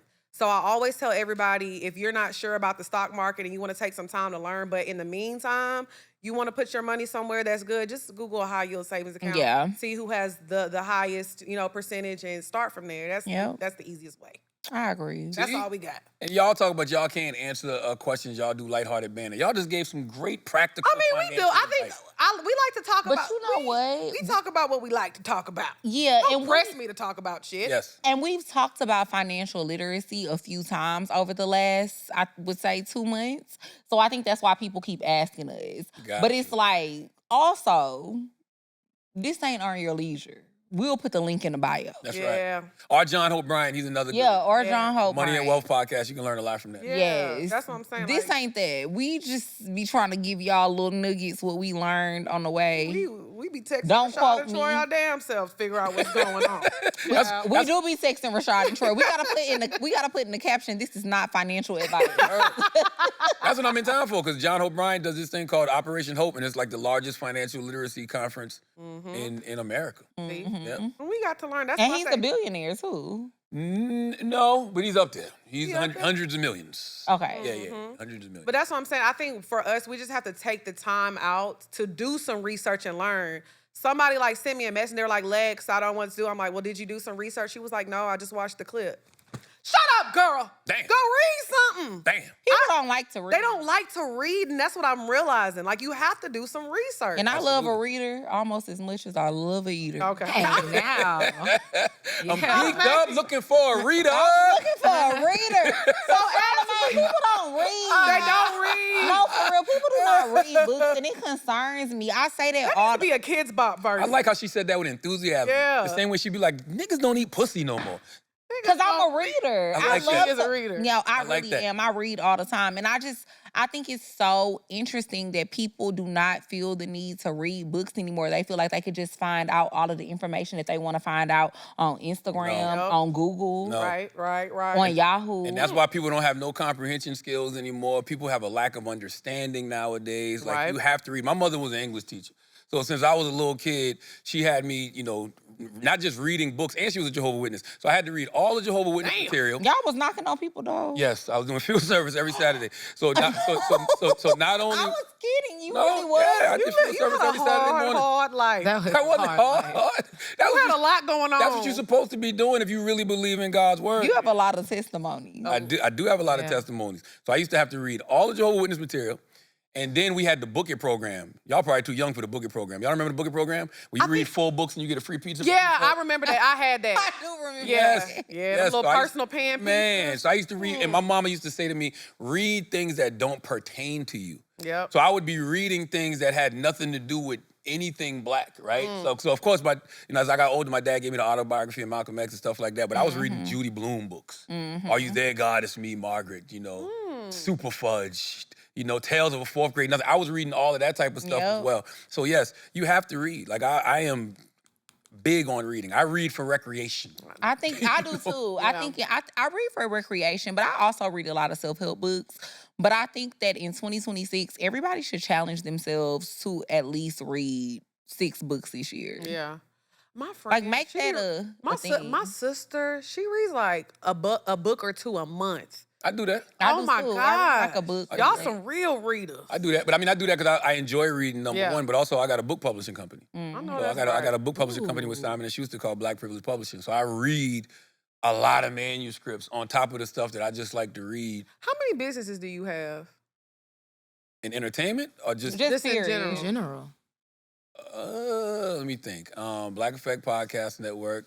Me and Kevin Hart got an audio scripted company called SBH Productions, where we do like audio scripted content. The book imprint Black Privilege Publishing, film company Southland Films, the Crystal franchises. I feel like I'm missing a couple. Probably like 7. You was like Kiki Wyatt. You know, Of course, when a people Breakfast sing, Club. I ain't even like Breakfast Club. Breakfast Club, that's Brilliant right. Idiots. That's a lot. That is a lot. That is a lot. Yeah. Mm. I'm gonna put I a need a nugget book in your deal. ear. A book deal. You need to start franchising Whataburger. Whataburger? Yeah. Yes. That's Mark Wahlberg joint. We have Whataburgers here in Atlanta now, and they only used to be in Texas and Alabama. Huh? What's that? Wha- You said Walgreens? Whataburger? Yeah, Whataburger. That's not Whataburger. Mark Wahlburger. Yeah. He Wahlburger. has one, but it's not his. Oh, gotcha, Whataburger gotcha, is gotcha, different. It's like gotcha. a real Southern thing, but they're starting to kind of like. Yeah, I never heard of Whataburger. It's good. It's a burger restaurant, kind of like Crystal. It's fast food. It's fast food. Yeah. That's why I did Crystal, because Crystal used to be in the South. That was a staple in the South Yeah. back in the day. You Like, that need- was our White Castle. You need Yeah. to look into Whataburger or Shipley's Donuts. Because if we got a Shipley's in Georgia Yep. or in the Carolinas, it would go crazy. I love It's me a little donut hot shop. donut. Yeah. Before we get out of here, y'all know this episode was brought to you by Taylor Port. And y'all know every time we sip on that Taylor Port, somebody got to get something off their chest. So this week we have another bottled up for y'all. So take a listen.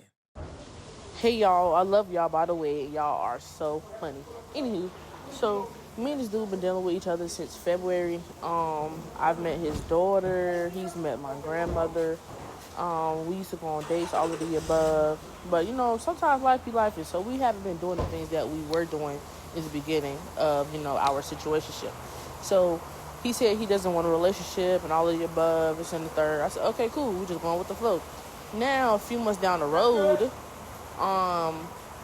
since July, I believe, we had the keys to each other's house. And yeah, so to me, that's kind of serious. But he just doesn't want a relationship and all the above. So I don't know what to do. If he's just stringing me along, if I should just stick and see what's gonna happen, stick around and see what's gonna happen. I don't know. Can y'all tell me what to do, please? Thanks. You let that nigga be free like he want to be. I think one thing about women is we will lie to ourselves. A man will tell you, I don't want a relationship, and they're like, but I met his daughter, but I met his mom, but we have the key. None of that matters. None of that matters. When a man wants to be exclusive, he's going to be exclusive. And I nothing know gonna that's stop hard to hear because you feel like, one thing about men too, they will do things that make you feel like y'all are exclusive, but y'all aren't. And they will allow that because you probably doing everything. Ladies, they love to watch somebody kids. Yeah. Y'all love to babysit. They're like, yeah, little Dante love me. Like, girl, fuck them kids. And I don't like that. 'Cause Yeah. absolutely not. I'm not watching no nigga kids. Like, if we're not together, what If are you're we not doing? my husband. Right. I think that's a little. It's a lot. It's a lot. So I think sometimes men will do things that make you feel like y'all are in a relationship, and you're like not understanding. He still want to be outside, but you are giving him the benefits of not being in a relationship. So why Should he get in one? getting one? Yeah, whatever you are to a man is going to let you know. You know what I'm Mm-hmm. saying? Because he wants that. Like, he either wants you to be his girlfriend or he wants you to be his Side. wife, side chick, eater, like whatever. Like, no, for real, he's going to let you know what it is. Like, you're... Charlamagne me trying to shy away from the truth. He's talking about he wants you to be his wife, side chick, whatever. No, it's true. But you're not gonna have to guess is what I'm saying. Like, I when agree. a man wants you to be something, he's going to let you know what you are. Yeah. The reason she's asking that question is because she's looking for a position. You know what I'm saying? It's like walking into a job and there's a bunch of applications, you fill it out, and he's like, you got the job. And you're like, what do I do? Right. You know what I'm saying? She's looking for a job description. Yeah. And he hasn't given her one yet. Yeah, girl, it's time to just do your thing. Y'all can enjoy each other's company, but I don't think he wants a relationship, Chad. And I'm not saying that you have to stop dating him, but just Right. date other people. Mm-hmm. Yeah, but then you get a yeast infection. Well, I said what? And this is the problem with men. Let this be a learning lesson right now. Dating How did we does get not there? mean fucking. Oh, That does okay. not mean He said, "Oh." that doesn't mean that you have to have sex with all. No, I of mean, you them. know what? You're right, because I be thinking about it from the man's perspective. Yeah. Men ain't just out here dating. Y'all You know not what I'm y'all saying? fucking everybody. Well, not me, Not you. because black men don't cheat. But And men, you married. yes, I am. Exactly. Happily. Men have a rotation, right? And in that rotation, they sleeping with all of these different women. Trust me, Facts. they just ain't dating. They just Right. ain't taking you to, a restaurant on Monday, taking you to the movies on Tuesday, Right. and being happy with that. No, I agree. they out there smashing. Raw. I agree. So women, understand that when your pH balance all messed up, that's What she that's the reason say? why. Do say. Do say that's right. That's right. Safe sex nowadays is a prayer, mama. Oh. These boys is wilding. Mm. Yes. She's And- talking about real. Yes, and they out here doing it. And they out here doing it with each other. They out here doing it with each other and then bringing it back to the women. Oh my God. gosh. For real, Y'all are crazy. You gotta be really But- careful out here. But no, I feel like that's the problem. Black women have not been taught how to date properly. We have always thought that you have to put your eggs in one basket. You should only be dating one man at a time. You absolutely should not.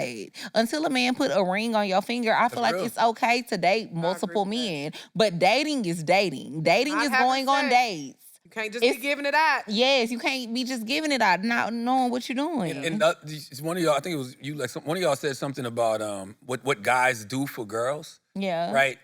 All men are going to love bomb a woman in some way, shape, or form because when you used to doing things at a 10, that's just the way you know how to do things. So if you the type to send women flowers, you're going to always send, women flowers. If you the type to buy women bags and all of that, that's Right. what you're going to always Right. do. If you eat bunkie, you're going to eat bunkie. So like, don't think you special. Like that's Yeah. What is bunkie? bunkie. Your booty hole. What you mean? Your booty hole. No. Why is my mama laughing like that? Bookie is funny. Now she know what bunkie is. No, but I do agree because I talked about this to my friend, and she had a situation where she was dating this guy, and she was like, "Oh my gosh, he's doing this, he's doing that, he's so wonderful." And then they like stopped talking, and she was like, "What the hell? He was doing all these things." I'm like, "Well, that's normal for him because he dates That's like what he that." does. Yeah. That's what. So I think sometimes we have to just take that he's courting you. That's what they're supposed to do, and Yeah. stop thinking that this man is in love with you just because No. that's how he dates. No. That didn't mean anything more than that. It don't mean No. anything more than Yeah. that. That's just Chad. what he's used to. He is being himself. Yep. And when you are, like I said, when you are used to taking it to a 10, you're going to always take it to a 10. So don't think you special. You're not special until he shows you that, That you you special. are. That's a Straight up. That's a word. All right. All We're right. gonna wrap up this episode. But before we do, I feel like everybody should say what their New Year's resolution is. And And then we gonna pop. We gonna pop. our little- things. Okay. Who gonna go first? I don't want to go first. Dre, you go first. On what my New Year's resolution is. Ooh, okay. So my New Year's resolution for this year is to live more in the moment and stop always focusing on what's next. Mm-hmm. I feel like I rarely ever just live in the moment. Like I'm always like, okay, what's next? Like even to the point that everybody around me is always like, you just did this amazing thing. You just had this amazing accomplishment and you're not even basking in it because you always looking for what you're about to do next. That's something that I suffer from so bad. So next year, I just want to live in a moment more, have more self-care days, more self-care time for myself, because I think that I'm always trying to focus on how to get to where I want to be. And sometimes you just have to be present and appreciate how far God has brought you already. That's real. Amen. So yeah, that's my New Year's resolution. I think for me, I really want to, as much as like I pour into Poor Minds, I want to also do that for my like other endeavors that I want to do. You know, I want to be able to expand myself, into the acting and doing more stuff for Love LexP, doing more things for Poor Minds, and just expanding my palette of businesses. I want to be naming them like that too. Hey, You know what I'm saying? So that's my goal, is just to be more not spreading myself too thin, but just learning how to balance and do it all. You know what I'm saying? Like, don't be like a one-trick pony. So yeah.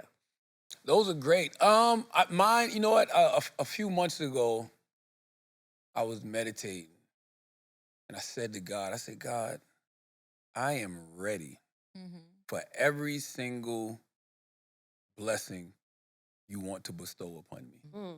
Like every single opportunity, just realizing my full potential as a spiritual being living a human existence on this planet. Every single thing you want to pour into me, I am ready for. Because I think a lot of times, you might deal with imposter syndrome in some ways, or you might be like, yeah, I want that, but I don't think I'm ready for it now. It's just like, nah, I'm ready. I've been through the fire. You know what I mean? Like I've been through the fire. God has put me in a position to where I am able to handle every single thing that I have and every single thing that is coming. So, yeah, I just want to be open to receiving that on all levels. And not even just, the so-called good that comes with it. Everything. Because, my therapist always tells me some ill shit. He goes, there's always two sides to a coin. So you can't have any of your success without the problems that come with it. Yeah. And sometimes we think that those problems are bad, but it's just like, no, it's life. Like I'm at the point in my life where I don't believe in anything. Everything is so-called good, everything is so-called bad. All of this is just a process. So I'm ready to embrace the process on every single level. That's good. That's good. That's a good. Wait. Y'all remember that movie? right. Was that movie Not Another Teen Movie? That was my mom. Ty, what's yours? My resolution is to step into my soft woman power. I am a hustler. I think we all are in this room. And I'm tired. I want to relax. I want to enjoy the fruits of my labor. This was the first year that I was able to actually take vacations and rest and have my team running things for me for my business, So Mixie. Dope. And I really want to just step into that a lot more and step back and allow them to kind of step into their power. Mentor them, coach them up, other women who look like me behind the bar. I just want to step into that a lot more. Man, I love that. Good. And then, of course, Charlamagne, I want to give you your flowers. Thank you for always accepting Poor Minds for who we are, believing in us, I love who speaking you highly are. of us, even when we're not around. Especially when we first started, when I feel Yeah. like not that many other people saw what we were trying to do. Yeah. You always saw the vision and you always believed in us. And we Yeah. I love what y'all do. And just everything you do for like the Black community in general. And like I said, we meet a lot of men in this industry. It's a very male-driven industry, but most importantly, you're not a weirdo. Niggas be weird, the energy be weird, it be off, and all type. We have met some characters, but I will always say your energy is always positive. It's good. It makes us feel welcome and loved, and we really man. appreciate you for that. Thank you. We do. And by the way, that is the greatest compliment a woman can give a man. And I Yes. didn't realize that until a couple of years ago when I got a bunch of homegirls that I call my nieces and my Yes. sisters and everything, and they always say I feel safe around you. Yes. And I didn't realize how unsafe y'all be feeling around men until y'all find men Or y'all just can be like safe weird around. energy and just like not good energy. It just be the energy. The energy just be off a lot of times, and it's like we got to be like, hey Hey. y'all, you know what I'm saying? Right. But when we are around you, when we at Breakfast Club even today, like it's been so relaxed and comfortable, and we had a good time I today. appreciate that. So did I. All right, y'all. Y'all make sure y'all tune in next week, and Happy New It'll be Valentine's next week on the show. Happy New Happy New Year! Oh shit! Oh hell no! Mine ain't working either. Let me loosen it No. up. By the way, I think that was God. You saying- gotta loosen it up. Loosen that thing up. Give me some of that. Loosen What's that stuff called? What's the V-wax called? Not that Loosen that bunkie up. that bunkie juice. Ooh, There it goes. There you go. Bust it wide open. Bye, y'all. Bye, y'all. I'm weak. How can I love somebody else. If I can't love myself enough to know when it's time to let go. Pour mine, sing. All I really want is to be happy and to find a love that's mine. It would be so sweet.